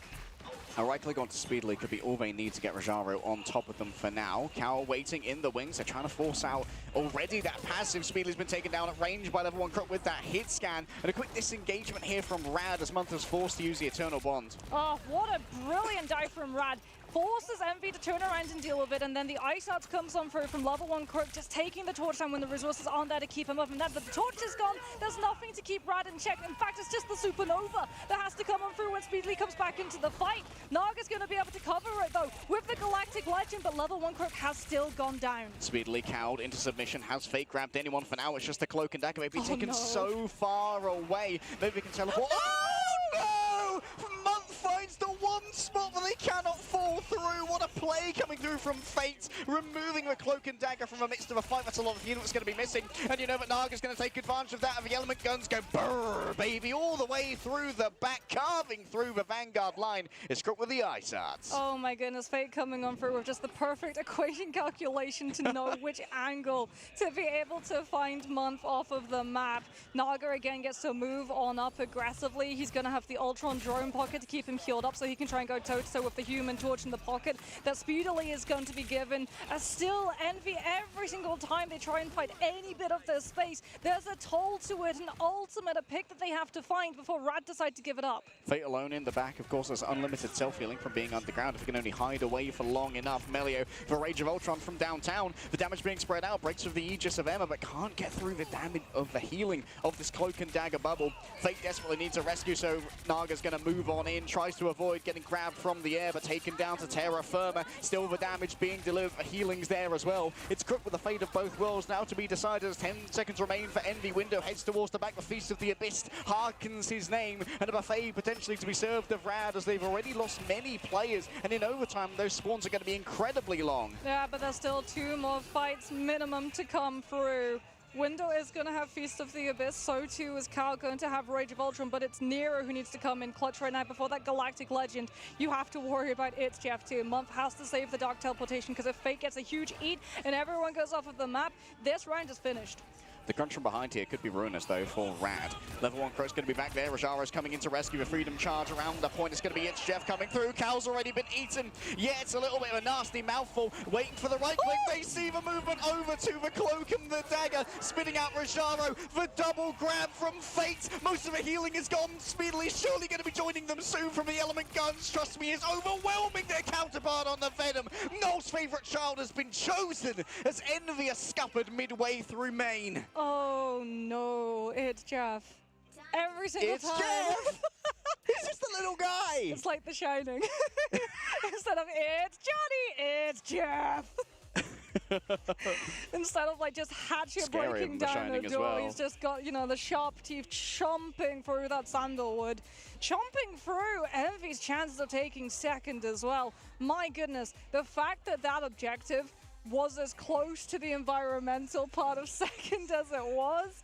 Oh, Rad They did such a good job of stalling Envy on those corners so that when overtime hit, the Jeff ultimate was the closest to the edge that it needed to be. And even if they didn't have the resources to safeguard all of that journey, Fate was still going to get at least some person off. I mean, what a mind game as well, right? Channeling the It's Jeff so that they're sitting there in cloak form, unable to heal as Dagger because they want to do the dark teleportation. But for a second, the pressure becomes too much. We're like, I've got to go back to Dagger. I've got to put down a bubble so that everyone can get healed. That's when the click comes on through. What a play from Fate. This team is so smart. The min-maxing too, something to point out as well. One of the It's Jeffs that came out on first when Fate was actually next to the spawn doors of Envy, he's doing that to create as much distance from himself and the rest of the team as possible so they don't hear the sound cue of It's Jeff activating. A surprise, that much is to be sure, but Envy are far from defeated on this map. There's still all of the defensive prowess that they have shown off before, and as we've said, this team is an absolute monster on the defense. We've also said too that Human Torch gets much more value on the defense, especially with a pocket this deep. Both the Cloak and Dagger and the Invis and the Ultron, and all of those heals are going to be going towards the Human Torch. Oh my goodness. All of that damage goes towards the Star-Lord. Yep, mid-air is a kind of a speciality of Speedly, as Melee is about to find out the wrong way. Pops up the team up from the human, from the Invisible Woman. Fate is noted in the back, and Cal's going to try and make a swing on it. There he is. It's Jeff, and there he goes. And it's roasted. Turns out that's how you beat a fish. You burn it out of water. Chinese restaurants have known how to do it for a while. We simply cook the fish, and we win. Rad are going to have to be building up ultimates too. They're going to be trying to set up this dive, but Envy are doing a very good job of just checking their corners, making sure that nothing is going too far behind them so that Naga and Fade and Trust Me can all hit from multiple directions at once. All right, already a bunch of damage taken by Trust Me. Symbiotic Resilience has to be burned, but Cal's already fallen down elsewhere. Speedily starting to feel the pressure as Naga works the angle. Guardian Shield broken down. There's going to be a lot of healing that's not going to be available, but in exchange, Fate has already taken on down. Speedily sees quite the tasty morsel in Trust Me. As a quick disengage comes through from Envy, still not much gathered. The Cellular Corrosion here can do a bunch of damage, but when you're up close with Window, those Spore Bombs bloody hurt, Mox. Yeah, not just that, but Kaluj too, getting to play so close to those walls. If a Carbon Crusher or Diamond Kick comes out, Rad's going to be taking all of that damage. Melio has been able to build up the Rage of Ultron, but as it is, Envy have ultimates that are going to be able to match and mirror it. If they even want to go and wait for the passive play, they're going to get aggressive. Supernova comes on through, Rad trying to get aggressive in the backline, and all it is Envy holding on to that space. Yeah, no angle to save Rajaro. Fate under siege once more. Should be overwhelmed here as you cannot stay underground while going through the air. Makes it easy for Speedily. And Rad, well, they did invest for Rage of Ultron. They still have 5 ultimates coming up. And Envy held on to so many of theirs. It was just Supernova and Eternal Bond coming on through from there. And so they've got a lot into this next fight to deal with all of these other dives that are going to be coming on out. Cal too saving the Rage of Ultron to just use the CC immunity and dodge out of the It's Jeff Eat from Fate. Trust me, to the skies, a frenzied arrival could be on the cards. Invisible Boundary is drawn on up here, and you know that it does cross over onto a point, so Kaluj can come in and get a lot of that extra healing as well as keep that point contested in towards the back. The frenzied arrival, Cellular Corrosion as well. A Feast of the Abyss could be on the docket right here, but Nag's already fallen on down. Speedily pokes on down through the cheeky hole. Oh, but it's Jeff. It's ready to go. It's only got the group for now. The damage could be done. Fate takes himself off the map and trusts in Trust Me to try and make it finish. Still, there's so much healing right here. Rajaro, APM is rising. It's going to be the Invisible Woman is the primary target. They have already been given that Ultron drone from the side of Cal, so there's plenty of healing coming through. Can a touch be delivered, though, by Envy? Oh, we're not in time! No. Not with the portal, nor with Speedily. Yeah, they try to go for the dive bomb onto the point to buy time for the portal, but it was not in time. Rajaro with the Captain America just went and kept Envy's attention behind the point rather than on top of it, and Rad were finally clear to have bodies of backline and pick up that point percentage. But now Envy, well, their hand is forced. They have to take the fight right here. Yeah, Winter's going to be stuck on Life of Strange until he is taken down as well. And so Naga's going to swap over from the Star-Lord onto the Wolverine. Yeah, trying to go for that Wolverine, putting some more pressure onto this Doctor Strange. Supernova comes out from Speedily, seeing that there was a little bit of a disconnect between level 1 Crooks positioning and the rest of the team, and that Luna is gone. All right, coming up close and personal to Melio. 3 direct straight away, delivers the fragging power. We know the Flyer primed to have. So aggressive here from Envy. They're giving no space up for free, no quarter, no mercy. This was Rad's strategy, and Envy are going to be adopting it for their own. This is really, really rough for Rad too. We can see a couple of swaps potentially coming on out, but no, Melio's just going to go right back, get that passive coming on through. Kalush does have the Psionic Seduction, sees the Wolverine getting a little bit too close for comfort, goes for the Diamond Form so he can't get grabbed out, and deposited too far for Envy to heal.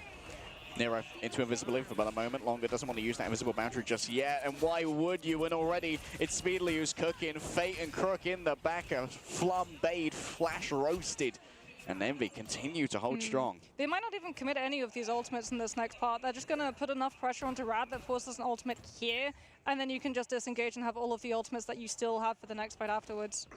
Yeah, just force Rad to buy that space with their resources as Envy. Maybe they can get something out of window here. A quick pop-up with Doctor Strange. Might be a little bit wishful thinking, but actually dropping down behind. Interesting wrap here. Trust me, overwhelmed by the Rage of Ultron and Speedily in tandem.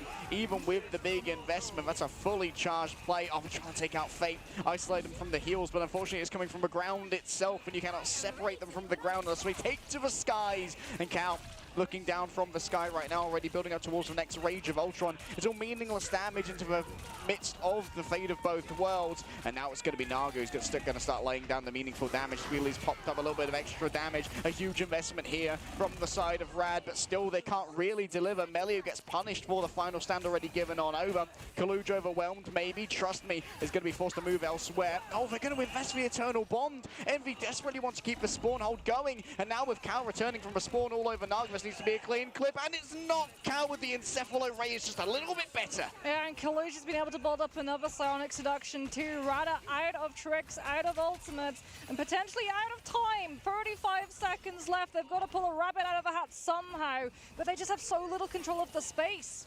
Yeah, Melio having a real struggle here. Instantly gets hit by the Carbon Crush, the good bubble coming on through. Kalush was distracted by the potential for violence and was violenced on upon themselves. Melio has themselves yet another passive to try and work with. Cal noted up here. Rajara trying to connect the magnetic volleys, but just flying out of range is all they need to do. The Guardian Shield has plenty of healing. Naga's taken down. Took to the skies. Over one. Crook's already been forced to once again use that Fate of both worlds. A damage boost here and there, having to worry about Speedily. The burst damage can come on through. As a fully charged Meteor M heads to her back and takes down Month. Kaluj an attempt to turn this one. The Psionic Seduction can grab many minds. Kaluj from the top rope with the Eye of Agamotto. And the eye has been opened and it sees the future. And it's a victorious future for Envy. It's a defensive future for Envy. And it's a glorious purpose that they've been burdened with here on the defense. Yes, Fate can swim around in the miasma of their own making. But when all are even, they all burn under the sun of a Human Torch. Everybody always gets one Human Torch map and then never more. Oh, what a turnaround from Envy, and you have to give it to this team. Being spawn held by the composition that Rad were running on their defense has to be so frustrating. But they did such a good job of understanding that the second that they get onto point and establish themselves, that invisible boundary is going to be the thing that just allows them to stabilize and find the turnaround. I mean, what a defense there from Envy. We talked about just how powerful this Human Torch was on the defense, and we've found that out the hard way. I think Rad had as well. It's a little bit tilting to have such a great defense. Almost held it on first as well, bar that incredibly clutch fight at the end. And to fall at the final hurdle, just being held for, what, 4 minutes in that first choke right outside of spawn? Oh! I mean, it's a silver lining, right? Yeah. Because they tried to go for the stall fight on first. They didn't manage to time it correctly, but because so many of them were already committing, thinking that they were going to be playing that point fight, they just decided to hold on to the space regardless, and we got to see Speedily just have full control of the angles. Every single time a dive came through, they'd already clocked which rotation it was going to be coming out from, because the rotation, the space that was available for Rad, that spawn door was here, and the fight was here, so you couldn't even do a long wraparound rotation to not get scouted. Yeah, it turns out that a portcullis is a good defensive structure for a reason. And it remains that way even with the assorted superpowers available to the cast of Marvel Rivals, and Envy showing off exactly why Helm's Deep could hold for as long as it did. 2-1 up as we move into our halfway point in the series. It's once again going to be the pick of Rad, and they can go to any map type they choose. See, what's going to be the strategy? because we're seeing so many different compositions come through. Obviously, Envy are playing to the strengths of their players, coming on out with all of these flyer picks. We talked about, you know, the fact that Speedily was able to get the Human Torch in immediately. The dollar signs were there in Envy's eyes. The second that they were able to secure that one-sided Human Torch, it was literally just every single resource under the sun was then drafted so that Speedily could have just a full playground on Central Park. Yeah, we should have our stats available for you guys in a little bit so we can outline our MVPs, but I got a feeling it's probably going to be Speedily. Yeah. And you know what? Really proving why we call him a Flyer Prime, because in mid-air he is absolutely brutal against either the Ultron or a plummeting Star-Lord. This guy's so good at hitting those mid-airs. Yeah, and I mean, it's so hard as well to win that fight against the Star-Lord because he gets access to 2 iframes on Stellar Shift, which also then reloads his primary.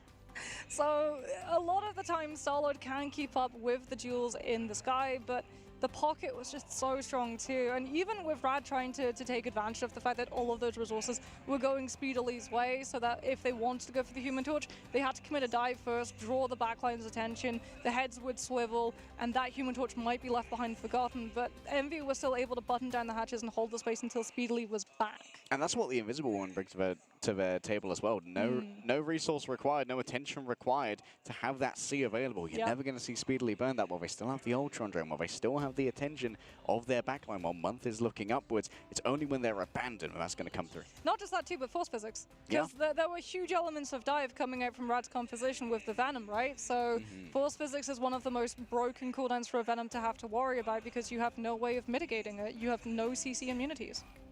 It's real difficult to try and deal with that one, and Venom's disengage can be severely messed up as well with the force physics. And when you think you're going to be safe, when you think you're going to be able to go back and deliver some ult charge to your strategist, like, how about we stay a little bit longer? How about another cup of tea, Vicar?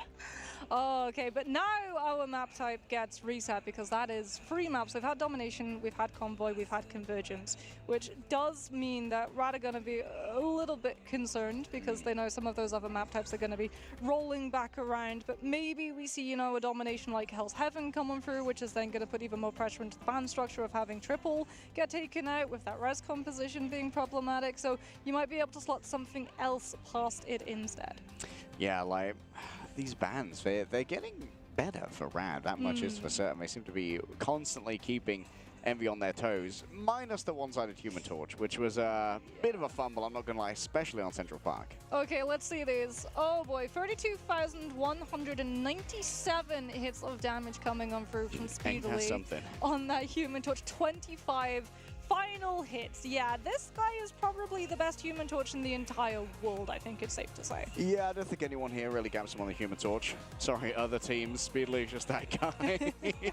I mean, it's the perfect hero for him. It's a projectile shotgun and flying, which kind of perfectly fits Speedily's skill set from previous esports titles. And I mean, for Cal too, this is a strategist who has duelist potential, which is also incredibly fitting for Cal's hero pool from another esports title. I mean, big credit to Nero here as well. That's kind of uncannily high healing for an Invisible Woman. Keeping up with a Cloak and Dagger is nothing to be sniffed at. Yeah, well, you also have to remember that you've got a Strange and an Emma who are going to be playing stacked, which means that the primary fire from that Invis Woman with the Pierce is going to be able to bounce through and hit both of them, while also damaging all of the targets that are trying to rush down your frontline core, as it is to no surprise, I think, to anyone watching that Speedily is going to be claiming that MVP position. 41 total KOs, 25 final hits, so over half of the eliminations that he actually contributed to were finished by his own hands. 0 assists though, so I think Speedily's getting benched. Bring NK in. I've seen enough.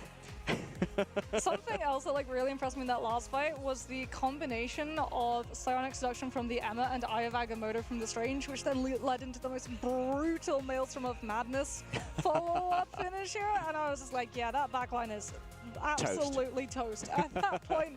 And Speedily didn't have anything to say about it in that instance either. Yeah, roasted and toasted, that much is for sure. Envy still looking strong here despite frustrations over on Midtown. Let's look at our replays coming through from this one. Some interesting plays coming through from Fate, including the chewing damage onto Speedily, and then essentially a hostage situation in the back. Yeah, you're not going anywhere near your team. They knew that it was going to be Envy trying to pocket the torch. Can't pocket a torch if the torch is nowhere in sight to be able to pocket, as we can have a look and see this here. This was crazy. The fact The that he was actually non-Euclidean, oh, able to jeez. find the angle to get the cloak and dagger off of the map. That's actually ridiculous. Bro bent geometry to make that one work. This was also a very intelligent ultimate. Unfortunately, in the end, just could not capture the same value on the offense. It seemed like the fate hunting was front and center for the Mind of Envy when they were defending. Yeah, they did a very good job of being able to scout out the rotations of all of those individual players to prevent them from just being able to converge into one specific location. And it did actually force Rad to have to go for a couple of swaps. The Jeff stuck around for a little bit, but was instead, unfortunately, fried. And they had to swap one off over to that cloak and dagger to be able to match wits. But here we can see just that space that Envy is holding. It's an absolute stranglehold of the map that Rad found themselves in. So even if we went further in the map, Rad would have to have paid the toll of nearly investing their entire ultimate economy into it, and then Envy would just have been laughing all the way to the bank as they cashed out their own ultimate economy in the fight afterwards. Like a part of our highlight reel is also a cow popping off. They were having a good game. Yeah. Why not? Let them celebrate. They were enjoying their time on Ultron. Many Encephalo Rays being hit exactly when they need to be. And that's one of the things about Ultron is that because his damage can be so instant and it doesn't really suffer from that much damage, drop-off can be very reliable in trying to shut down some of those frags. However, we need a quick shutdown as well to get some rest in before the fourth map. So make sure that you stay tuned. We'll be back after this break. Welcome back, everyone. Map number 4 on the horizon here between Envy and Rad. And Mox, well, the competition is heating up as NA and EU clash once again. Oh, potentially a 5-mapper once again, too, that we'll get to see. Because every single time Envy and Rad have matched wits, it's always been a barn burner. It's always gone the distance. We've got to see the evolution of these teams have to go through so many different compositions to keep each other hot on their heels. Yeah, like it seems like there's always an arms race, right? And for some reason, whenever we go to Central Park, Speedily gets access to the Human Torch. Yes. Happened last time against Citadel. Don't know why. Like, what is it about Central Park, a great map for Human Torch, that makes teams forget to ban Human Torch? Yeah, I mean, you do have to insta-ban it as well, because otherwise they'll get the save. Yeah. What can you do? It's going to be an insta-ban on Human Torch this time around, I feel like, for sure. That much is you for sure. touch the stove once, and then you get burned, and then you remember. But it changes every single series. We have a little bit of amnesia coming through, but thankfully it's only short-term. Yeah, short-term amnesia, but you know what? You do it long enough, and we'll start to ingrain those long-term memories that you just cannot allow Speedily to have the current iteration of Human Torch. He's just too strong. Hall of Jalia is going to be our next map coming up, Mox. This is a flashback to our play-ins, which was very close between Rad and Envy. Yes, this is a map that has been steeped in history between these two teams, so it'll be interesting to see whether or not it's going to go the distance again, as it did go full push, and then overtime. Second round came on through, and it was the fact that Envy had access to a triple strategist lineup that allowed them to hit those ultimates and out-sustain their opponents. Huge blind as well, actually, that came on out of the very, very beginning of the fight when Envy decided to get aggressive, and Rad just lose so many people tumbling one after the other. Yeah, I had a chat with Fate over breakfast this morning about how things went down on that Hall of Jalia previously. So that Fate, that blind, meant that his Light Force dagger could not connect with one of the teammates. Then he had to reload. If he'd hit that Light Force dagger, would have got their ultimate, they would have been able to sustain. It makes all the difference. This is a game of millimeters, Mox, at the highest level. So do they go then for the ban on the Cloak and Dagger against Nero? Because as we talked about, that was the Terror Cape that won the entire series coming on through from Envy. Of course, that was a best of 3 series, not a best of 5. However, with Envy already having 1-2, this is still match point for Envy. If Rad wants to be able to continue in the upper bracket, they have to win here to continue the series. Of course, this isn't a convoy map, which means that if we do go to 5, Envy still have the option of returning to their comfort map, Yggdrasil Path. There is a good amount of tape on how they play that map, which may have allowed for some preemptive planning from the side of Rad. But before we jump over that shark, we've got to jump over the current one. Bans are going to be coming up very soon for Hall of Jalia. I mean, it has to be Torch, right? Surely. Surely. Not again. Don't make me do it again. Surely we're about to see 2 Johnny Storms show up on Portrait. Never mind. They can't keep getting away with it, Mox. Oh, no. They can't keep getting away with it. There's no way way that Rad are about to let Envy get away with daylight robbery and swindle them in Bandraft out of Human Torch one-sided again, right? Well, that's going to be what, a Loki ban and probably the Protect on the Human Torch? It's 100% a Human Torch save. Yeah, what's going on? What's all this then? You got a license for that Human Torch? Is it Rad? Do they think that the Jetstrat's going to be able to keep the Human Torch extinguished for long? Because, I mean, they're going for the Mantis ban, so Envy at least aren't going to have a good triple strategist line, but Ultron's still on the field, Invis is still on the field, Cloak and Dagger is still on the field. This is going to be really dangerous if Envy can keep lining up resources to feed to Speedily once more. Okay, so here's the thing about Rad. They've got one ban left, and there's one Protect left for Envy. If they protect the Invisible Woman here, surely we see the Ultron be last ban It has to from be the Rad. Ultron, yeah. But they got the Invis. Yeah, which is unfortunate for Rad, but very fortunate for Speedily, who's going to feel all the more protected up in the air. That Guardian Shield is just so difficult to deal with. A solo... yep, there is the ban onto the Ultron, as expected from Rad. And now we're going to get their last Protect. Who are they going to go for here? The Psylocke in the hands of Melio could be everything. That's a good person to try and at least make Speedily shirk away. Yeah, it is going to be that Psylocke save coming on through, as Envy are going to be removing the Ultron away from Rad, so we're not going to be having a triple strategist lineup composition coming through from their team. Doctor Strange still going to be in play, Adam Warlock also still in play. Likely not a res composition, but still something that these teams can feel towards in an overtime fight so that they can cheese having to build an ultimate with that Soul Bond and also the second life of Cocoon. That second life can be everything. We'll have a quick look up and see how our teams will deal with Speedily once again. It feels like every time that the Human Torch comes up for Envy, they rarely have an issue trying to convert upon it. Yeah, I mean, I feel like if you're Rad, it's gonna be go big or go home, or I guess go down to the lower bracket. Because they've got the Luna, they've got the Psylocke, they're going to go for something that is dive-orientated. The problem is, well, one, they're going for dive-orientated so they can try and put pressure on the Invis to force Invisible Boundary in a really awkward position where Envy don't get a whole lot of value from it. But if they fail to be able to do that, if they get scouted out by the Torch and just have so little HP that they can't commit to the dive, or the dive doesn't go well, then this Human Torch is going to be absolutely smoking their entire team. Okay, so Tanuki found out the hard way yesterday that rarely is mirroring Torch a great idea against Envy, because they have Cal on the off angle with the Phoenix, who consistently helps out in those duels. Question is, for Rad, will Naga be any more lucky? I mean, it has to be Melio that you look to. He's got the resources, he's got the Luna, he's got the Emma, he's got a Venom to go with him and distract. This Psylocke has to find value, as Speedily has actually been kept from doing a lot of spam damage, as Melio, the carry for Rad's composition, is already removed. Yeah, was caught before Trust Me was even in position to try and dive here, so maybe Trust Me just hangs out on the back wall, doesn't reveal themselves too early. Roger is just going to keep trying to poke around this area to keep that charge up and make sure that beam remains deadly. Mumph is getting to build up Eternal Bond too, with how stacked Envy can play. Just waiting for Rad to make a move, get Melio into a position. Speedily's trying to figure out where exactly this Venom's gone. They want to scout the dive before it can hit.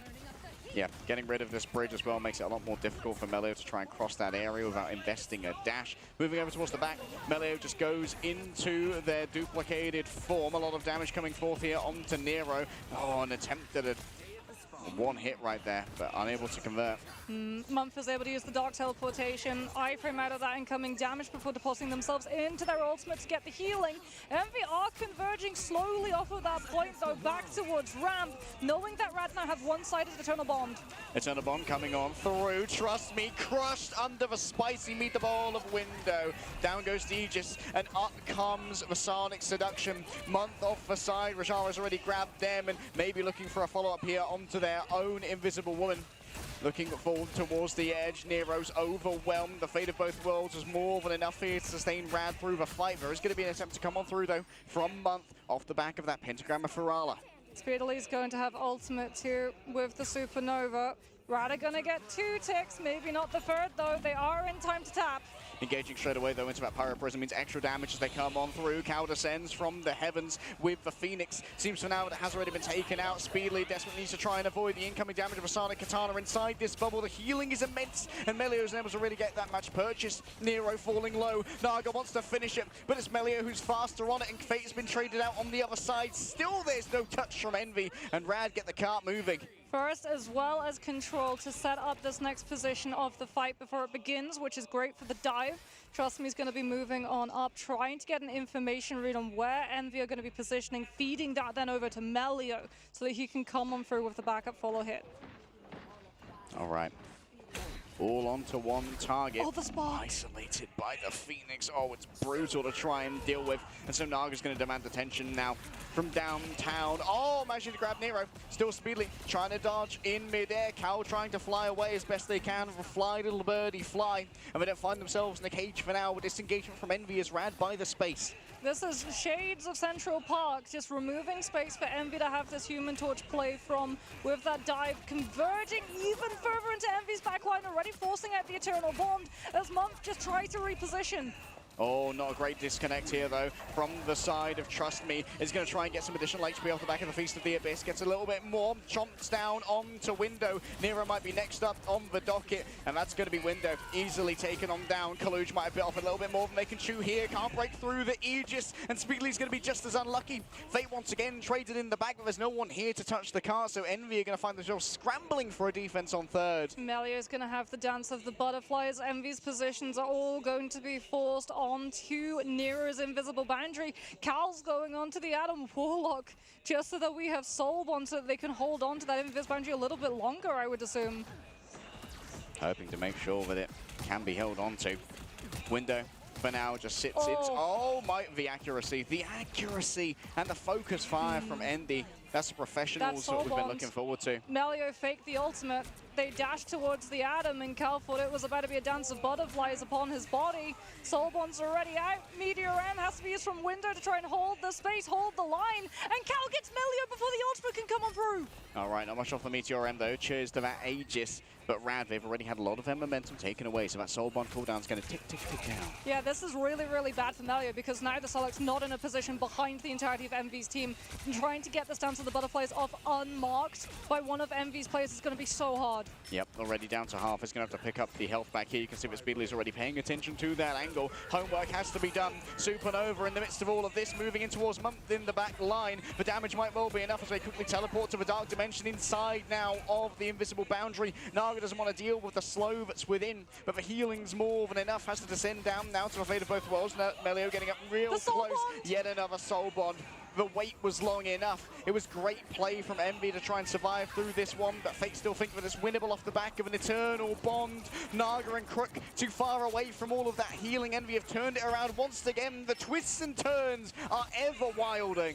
Yeah, they're just going to hold on to the space because, yet again, Rad, if they want to be able to break open this fight, they have to take angles, and Envy have so many players that can just scout them and immediately send the damage that way that Radaforce just back up. The Adam can do it, the Torch can do it, even the Amma can be very, very good for trying to figure out whether or not something's coming towards you. As Melio knows, the time for Psylocke is over. It's Winter Soldier time instead. Oh, Kaluch falling low. Was standing within those flame spots, and also make sure there was a... Oh, look at that.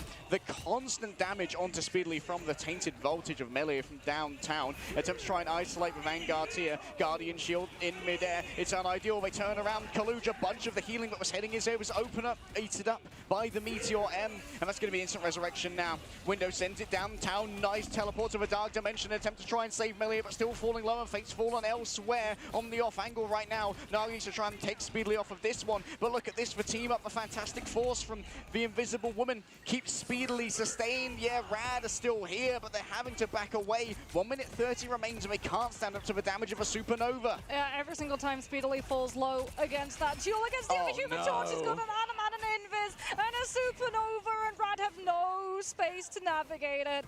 Speedily comes on through with a huge 2, and now Rad are just getting staggered.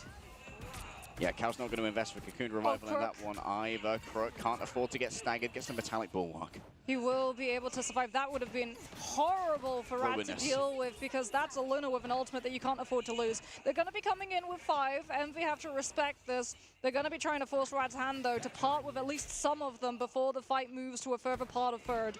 All right, Speedly and Naga up close to each other. Could be a 2 versus 1 right here, as there is going to be the Adam Warlock coming in nice and close to try and help out with that one. Hot drop already used here by Speedly. That's a major escape. It's not going to be coming on through. Kaluch on the off angle, though. Mind controls 3. The follow-up isn't there. The remainder of Envy still have much to try and work with as the healing is delivered. Damage boost, yes, potentially onto Melio. Many players grabbed by the culling, but it's the culling of Envy which is going to be worrying Melio for now. An Iron Bulwark comes on through, and Flame Tornadoes eaten readily by Window. The Meteor M not converted upon, but their survival for days when you sit within the invisible boundary. Nero unlucky right there, crushed underfoot, and Envy find their safe refuge to be a trap lane by Rad. Yeah, but Envy still have one more fight, and they're going to be able to do it with Karmic Revival. Window's going to swap over to the Groot so that they can have the walls to be able to barricade Rad, so that they can't just try and figure out where that res position is going to be and chase those players down. A better anchor position, potentially a block 2 against the Meteor M coming on through from Trust Me's way. Melio's going to be able to come on through here with the portal in the midst of this fight as well, trying to block off Envy's strategist. It's an impact directly onto Kaluj, and the follow-ups there as well. Speedily up in the air, cannot be allowed to move through this with impunity. Guardian shield is raised, and the Phalanx stands ready. They send Naga down to the Shadow Realm as Window stands like a Flora Colossus atop the cart and keeps it from moving forward. A quick speedy put on ice by the absolute zero of the Lunar Snow, but Rajara is the next to fall. Cal shows off exactly what their in can do. Plenty of healing coming on through now from the Eternal Bond delivered by Fate. Melio on the backhand side still has access to the eye. Agamotto heads in towards the back, pushed back I believe by Nero. A great force physics, and now it's going to be the invisible boundary that Nero delivers. And in here Fate doesn't have any friends and any healing. Speedily gets up close, is feeling brazen in the face of magic. I'll show you a magic trick. Watch this Dr. Strange disappear. And Envy might reappear with a Hall of Djalio win. We'll have to see in a matter of moments as the sides now swap. What a turnaround. The momentum coming on through from Rad on second was absolutely huge. It's not often that we see second literally just restricted to 2 singular fights, but they were able to do it, just pushing so far up with that Venom, with that Psylocke. And then Envy, when Cal swapped over to that Adam Warlock and we introduced Soul Bond to the string of resources that Envy had to their bow, that was when Rad really lost all momentum. Yeah, the Soul Bond really was a great slowing factor there. And the additional triage healing that's available from those live streams, not to be underestimated when it comes to saving your Vanguards from a sticky situation, which, honestly, Kaluj and Window known to get aggressive and put themselves in. Yeah, you have to feel for Naga, too, because probably every single time he was coming to the team, torch low, torch low! 2 seconds later, Speedily is just full HP, and you're just going to hear the quietest, never mind. MVM, guys, I'll go do something else. Yeah, I'll come back later. You seem busy. Envy going to be coming on through, potentially with that same composition. Rad going to be on the defense. Do we see the Jeff strategy to be able to shut down the torch angles? Or there's no way that... No, wait, trust me. Trust me's going to go for the pull here because they can get back in it's pizza time. It's portal stopping time. You can see him there hovering on the right side of the spawn to just try and nab somebody off of the map. Don't think you managed to grab anyone with the E there. It's going to reset off the map. map. That's one. Spider-Man got one, okay? Got one, boys, and going to be coming back on the Venom.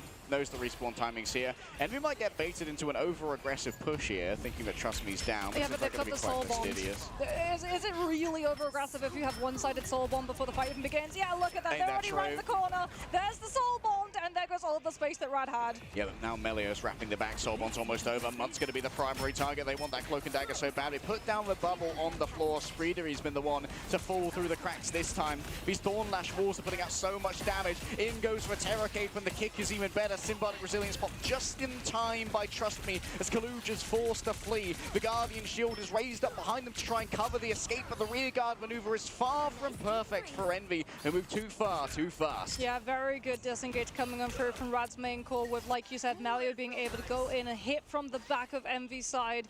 And now Cal has been building towards the Karmic Revival, but that Soul Bond play was really that immediate opening that they were looking for to confirm all of the space for Speedly to play off of. And Speedly It's going to be a little bit behind here when it comes to the Supernova as well, having been picked off early in that fight. Pyro Prison drawn on up. That's going to be the Supernova ready to go. Yeah, that is Supernova bolt up, and that's an immediate hit of it. Trust me, Amelio also going to be trying to come on through, find a pick onto Envy, force them into burning some of those resources. But Envy actually having some of their Vanguards play in the fire so that their backline could battery their ults. Yep, forced out the Soul Bond at least. That's quite the swing out from Trust Me. Knows all of the best spots on Venom here. And Level 1 Crooks feeling pretty safe up here on the high ground. Now it's going to be the approach of Envy that's taxed, having already used the Soul Bond. You've got to wait for that corner and move on through. Got to get rid of the walls here to allow the Eternal Bond to roll on forward. Fate's going to do exactly the same, matching out towards the back. Remember that Speedily is going to be too far away from a Groundborn healing, and Trust Me knows that better than most. A Feast of the Abyss, the healing means nothing. Envy find themselves scuppered and torn asunder by the defensive Rad. Yeah, great Feast of the Abyss coming on through before Envy can take advantage and situate themselves on point, stabilize with that invisible boundary. Still have to worry though about the Karmic Revival fight. However, with 1 minute 43 seconds left, Rad have a lot of ultimates that they can use. Force out the Karmic Revival, hold on to a Supernova, and have that to put the pressure and turn the heat up when all of those bodies start coming back into the fight. Critical Mass, the armory from Envy here.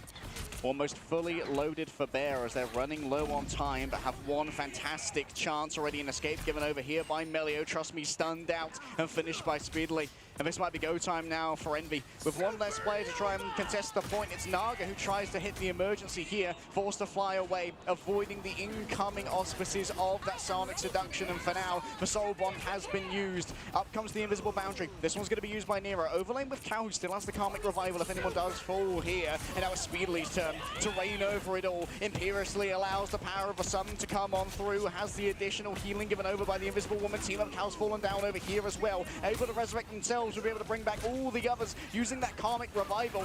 All over onto Rajaro, the healing's not going to be there. Monk turned around by their own group, but Trust Me, he's prepping a portal. Yeah, that Karmic Revival is buying Envy up to come back through into this fight, but like you said, Trust Me, with that Doctor Strange.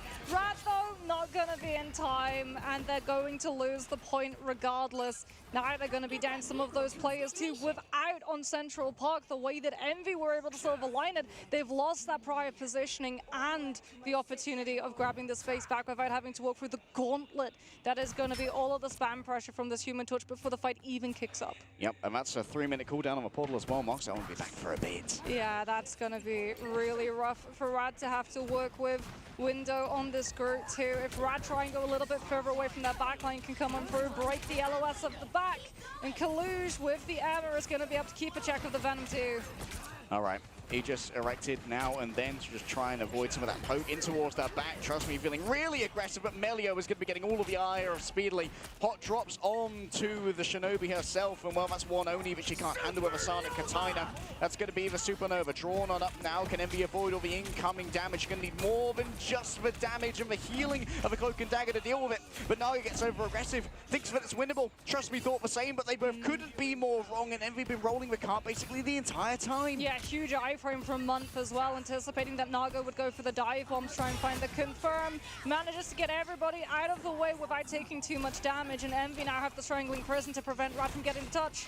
Strangling Prison, going to be ready. Maybe you put it just onto the Venom and guarantee yourselves a frag over there. Melio takes to the sky, almost has all that they need. Off the back of the Dancer of Butterflies inside of the invisible boundary. It's going to be the Strangling Prison. I believe it catches Fate midway through. Unreal response from Window. Sonic Seduction may well be able to grab their own here, and that's going to be a big grab onto Melio, trying to keep this one sustained. Speedily moves away to stop themselves from getting seduced. Wraps around the top, now with extra damage. The Supernova starts to spin up the pressure cooker. The microwave has been opened midway through the cooking cycle, and Trust Me came out all ruined. It was crispy on the outside, but cold in the center, and it's cold-hearted. No mercy from Envy. They have not an inch of mercy in their heart as Rad is absolutely destroyed on the point. That's going to be second, and we now head into third. They still have to get for 2.5 minutes all the way to the end almost, as Rad are going to be coming through with a couple of swaps. Melio now onto that Phoenix,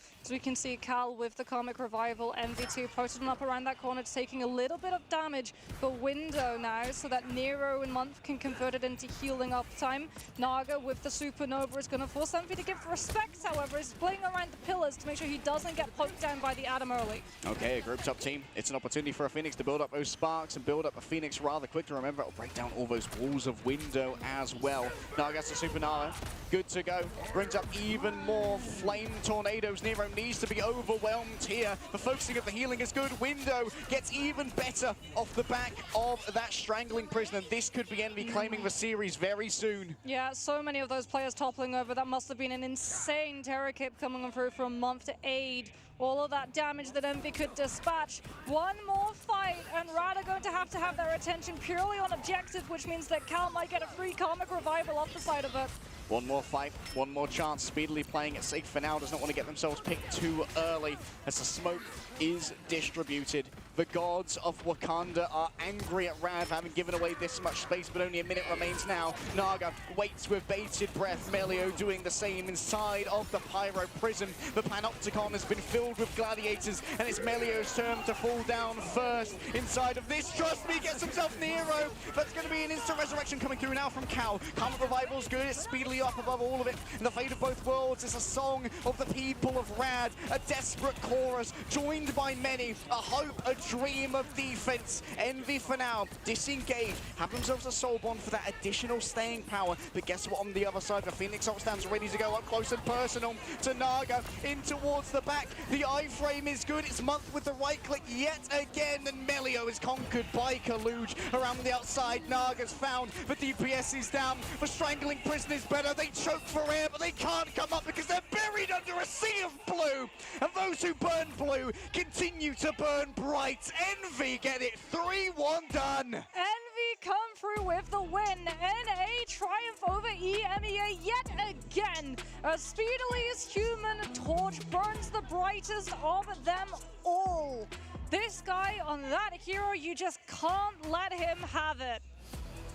You just can't let it happen. Mox, they can't keep getting away with this. They can't keep getting away with this. Envy walking away with yet another and stamping their ticket to the winners finals. I mean, Cal too. What a performance on the Adam Warlock. Really going to show that he's not just a strategist, he's a duelist in his own right. Yeah, and Cal's got all that they need in terms of that cooldown management, knows exactly how to help out a duelist, having such expertise in the role by themselves. Handshakes exchanged between the players. It was a hard-fought battle. It was a close one, but in the end, Envy just had more of that clutch gene in them on the day. And now they simply have to wait to find out who they'll be facing in that winners finals between Ground Zero and 100 Thieves. Yeah, it feels like Rad put a lot of stock into being able to defend against the Human Torch, thinking that they would be able to control those angles, even if it wasn't Adam. They would just try and disengage the Soul Bomb. But I actually really, really love how Envy paired the Adam with the Torch, so that if you gave up space, so that you lived the consequences of a team walking with Soul Wand one-sided onto you, that then translated into space for the Torch to be able to make plays off of the back of it. And it meant that Rad were just constantly giving up ground, giving up ground, giving up ground until they ran into a space that they just couldn't leave. Yeah, eventually you can only disengage so far before you're in your spawn.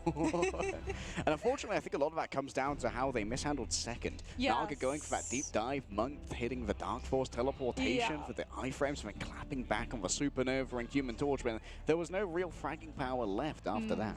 I think for Rad, it's because the prize, right? The value of being able to win one singular fight on second against a flying composition where you can just see the Human Torch. There's a lack of total terrain for that Torch to be able to hide into if they're having to walk all the way from attacker spawn into that fight. It's open space, it's open air, it's free real estate, it's open season for that Human Torch if you're able to lay him out. But like you said, it was a huge risk, and it didn't pay off because it lost them all of the momentum on second, which they then had to try and get back on third. But with an Adam composition, getting momentum back when there's so many resources to win out those long fights is easier said than done. Yeah, big credit to Window as well. Many fights clutched off the back of a strangling prison. Yes. We saw second essentially clutched by having Fate grabbed out of out of his Eternal Bond. Yeah, with the grab from that strangling prison event, the big focus came on through. Great plays from Window.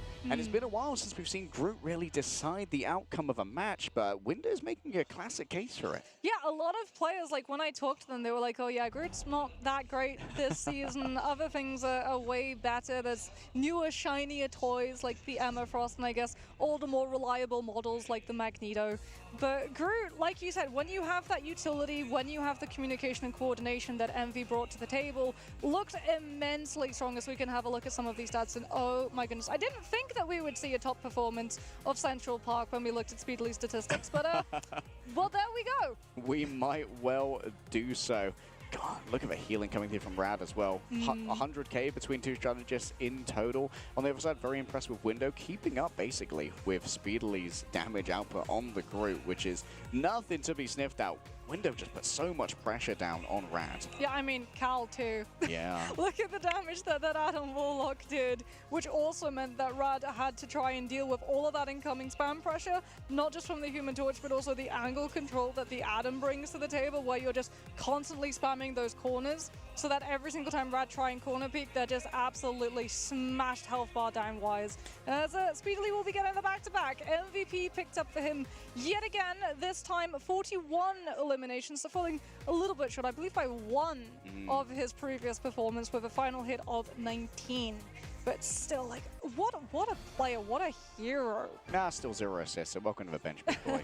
Here's a quick look at the highlight reel, and you better believe it's going to be filled with Speedily clips over the course of this one. And you know what, Envy, they deserve to be in the winners finals. They have been lights out sublime. This truly is a fantastic meta for them. Yeah, I mean, it's unbelievable that they were 3rd seed in America, but I think, like, it actually really helped, right? Yeah. Where some of these matches were a little bit closer. Also, the fact that they came 3rd meant that they were coming in humble.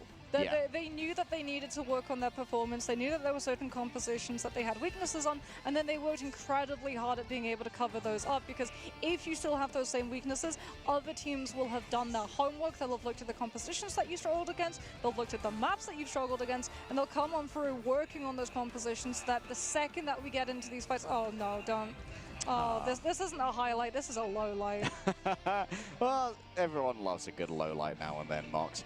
It feels like bringing Cal back into the fold for this roster as well has been imperative for their success. Cal's had some lights out performances on both the hit scans and the Adam Warlock. Remember, Adam Warlock scales to your aim with the cooldown reduction on live stream off the back of headshots. Yeah, and that's why he was able to do so much healing, right? 18,000 total for an Adam Warlock is very good for the amount of time that we get to see him play. Crazy. Especially if you play like you're sharing that time with a Cloak and Dagger and an Invis. That's going to be a lot of heal stolen away by your other strategists, just having faster spam.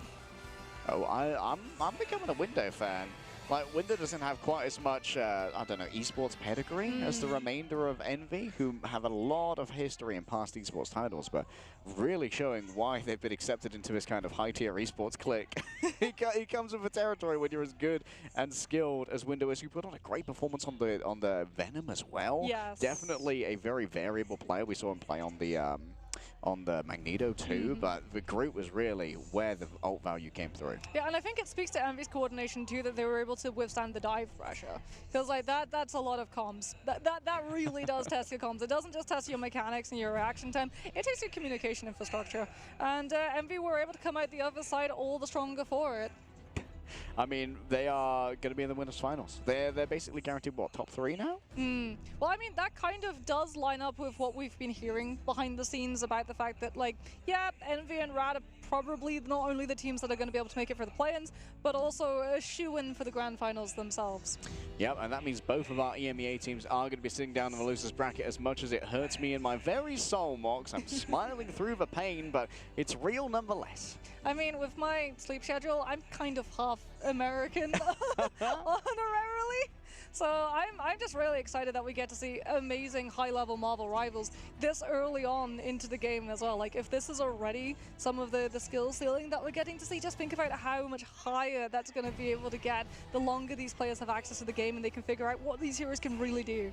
Yeah, like over time, the baseline skill level continues to improve and improve as people keep finding new techs, new ways to exploit heroes, and new combinations of heroes as well. And of course, we are on the constant merry-go-round of hero combinations becoming much stronger and weaker, thanks to team-ups being added, removed, and adjusted. Yeah, I love this. I love this mechanic so much because you can take, you know, a middle-of-the-pack hero and then you give them a team-up and all of a sudden they become a must-pick. It's by far the easiest way to just not have to overly tweak hero designs while just pushing them right to the forefront of being pickable. I'm just saying, we need Metallic Chaos back, man. I miss my blade. I miss it. Well, we need Arcane Order and Metallic Chaos at the same time, so we can run the double shield Vanguard with the Scarlet Witch. You know what? Schmungus would pop off on that comp. Schmungus would. Somewhere there's Boga like looking up to the heavens and pleading, asking Guang to bring that one back, but. Remember the days when they would min-max too, and you would like run the Scarlet Witch, your Magneto would use the team up and roll out, hit the shots, build up Meteor a little bit faster than the other Magneto, and then you would swap your duelist off of the Scarlet Witch. The good old days.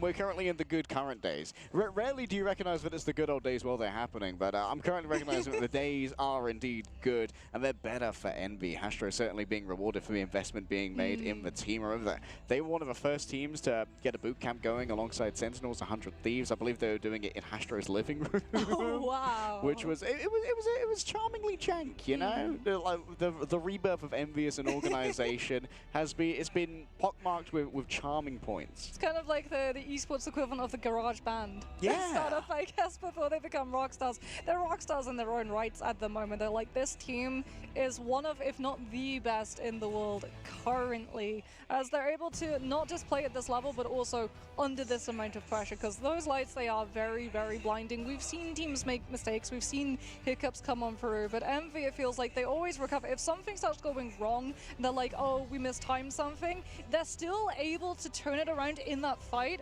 rather than losing that fight, losing either ultimate economy or objective control, and having to then be able to overplay and grab something back in fights coming up afterwards just to be able to recover. Yeah, they're just crazy good.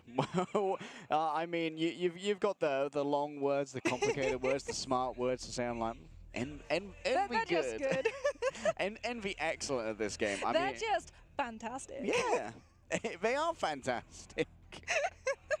Especially when they got that team up there, fantastic. I mean, I just have to keep saying Speedley's name, but I think that Nero and Month definitely proved a lot of value today as well. Month had some crazy right clicks on the Cloak and Dagger to get value out of that iframe. Yeah, I mean, that dark teleportation, it can be so detrimental if you get baited into using it early. And that's another thing, like when you have a dive composition, you have to sort of figure out whether or not they are trying to bait out that resource, or if you want to have to hold on to it. And they did a really good job of being able to calculate on the spot whether or not it was worth putting in the investment of the resource or holding on to it a little bit later.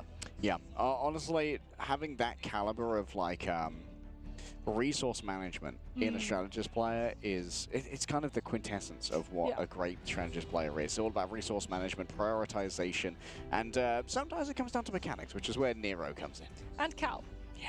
Because Cal was winning those duels. Sometimes we got to see it, sometimes we didn't. We would just like pop up on the right side that he I-dueled Melee, and I was like, yeah, I'm not surprised. It just happens, you know? Like, the Adam can be a formidable duelist by himself because of the, like, you just look down and basically give yourself most of a live stream ticks. Yes. Yeah, guess what? I'm full health again, and you're still here, so... Yeah, the look down strat is pretty OP. For any want-to-be Adam Warlock mains, if you just look down, that heal bounce doesn't go out to other people, so you get the full hit of that heal for just yourself. Which is a lot of healing. We should be preparing a interview down on the stage with Envy right now to make sure that you know all of their deepest, darkest secrets. And of course, they're going to reveal exactly how to beat them for whatever team beats them in the winners' finals, which will be decided between Oceania's representative, Ground Zero Gaming, and 100 Thieves, the other representative from NA, seed number 2, coming up after these. Oh, that should be an interesting one too, because Ground Zero, they have some fun compositions. Also, we have another Black Panther main. Yes. We love seeing players on Black Panther, and FMCL is no exception. Let's just say it, Liger's been in the back room, you know. Liger's been preaching the gospel of OCE. We've been here like, yeah, Liger, okay, yep, OCE's fantastic. I'm sure, oh, he's got a point though. he do be spinning facts though. he do got a point. But I mean, it has the potential to be either a 3-0 or a 5-map series. I think there's going to be no in between when it comes to those two teams. Hopefully, in terms of the interview, though, we get to actually see whether or not Envy with the Jeff strategy, like whether they'd been cooking that one themselves for a while, or whether that was a we can tilt Rad early on by winning with a composition that was very similar to what they've been playing. It's worth noting that thus far, only EMEA teams have taken maps off of Envy, as far as I'm aware. They have also basically only played the EMEA teams, apart from Genji. Yeah. You know what? I'll take whatever cope I can. I'm just here finding all the little kernels of cope. I'm like a prospector in a river. Come on. Where's my kernel of cope? Ah, there it is. Only EMEA. I mean, I think you found gold, Harry, but unfortunately you struck fool's gold instead. Well, there'll be no fools missing out on this interview. Let's head over to the stage to see what Envy have to say. Hello and welcome to the post-match interview. We just watched Envy take down Team Rad 3-1, and I am joined by the one and only Month here. It's great to have you, and I've got to say, from narrowly getting into Ignite to the play-in stage, now the main stage, you've taken down both EMEA teams. How does it feel? I mean, you know, I can't put it into words. It was definitely inevitable this would happen, but, you know, to do it in such a dominant style, that's what we really came here to do, so, yeah. Okay, hit me with the Thanos, love it, inevitable. When you look at all these diverse comps, especially with Rad and Dive and aggressive comps, how does your team handle that? Because I feel like going back even to group stage, y'all have always handled dive comps and unique comps so well. Honestly, I'd say there really is no backline in the world like me and Nero. You know, ever since the America stage Ignite, no one has been able to play any dive comp against us and find success. We're unscathed, basically. Love the confidence, and confidence being a big thing that sets your team apart. But what else sets your team apart from the other teams here at Ignite? Yeah, I mean, you talk about how everyone else is able to flex to all these diverse comps, but ultimately, our team will just be the most flexible team. There isn't a player on my team with a weakness. We're 6 strong individuals, and we'll play any comp better than any other team in Ignite. It's that veteran experience coming in handy for sure. And listen, other than the buffet, all right, as we've heard from Cal, is there any other things, or shall I say teams, that you're worried about or wanting to play? It's definitely not worried about anyone, but I think if I had to give credit, I'd echo Cal's thoughts on 100 Thieves. Okay. They're definitely the second strongest team here, in my opinion, and I'm looking to we're all looking to get our revenge on them for sure. Going to be good. The epic matchup, 100 Thieves, Envy. Will we see it? Well, when you look at losses that happen, inevitably you're going to get some. How does your team reset in moments that maybe you didn't prepare for on a big stage like this? I think, you know, any map we drop, we never really lose the enemy. We only lose to ourselves. So we step back and we take a look at what we did wrong. Because, you know, like I said, we're never going to lose to the enemy. We only lose to ourselves. And we're pretty good at coming back from anything. Yeah, Kaluch said that in his interview. You guys play to your identity and not so much worrying about what the other team does, just what y'all do well. Lastly, let me ask, right, what is something this team does behind the scenes that people may not be aware of that can attribute to your success? I think the honest answer is, like, we flame the hell out of each other. I mean, we're very critical, and, you know, if someone makes a mistake, there will be 5 people on his back, like, letting him know, so. That competitive mindset. Well, we're looking forward to watching you guys in the next match. It's been so fun thus far, going from the playing stage to the main stage to even further in the bracket. Y'all, don't go anywhere. We've got a giant matchup about to come up with 100 Thieves versus the Land Down Under. Ground 0 after this quick break. And thank you, man, for taking the interview. Okay. Thank you very much.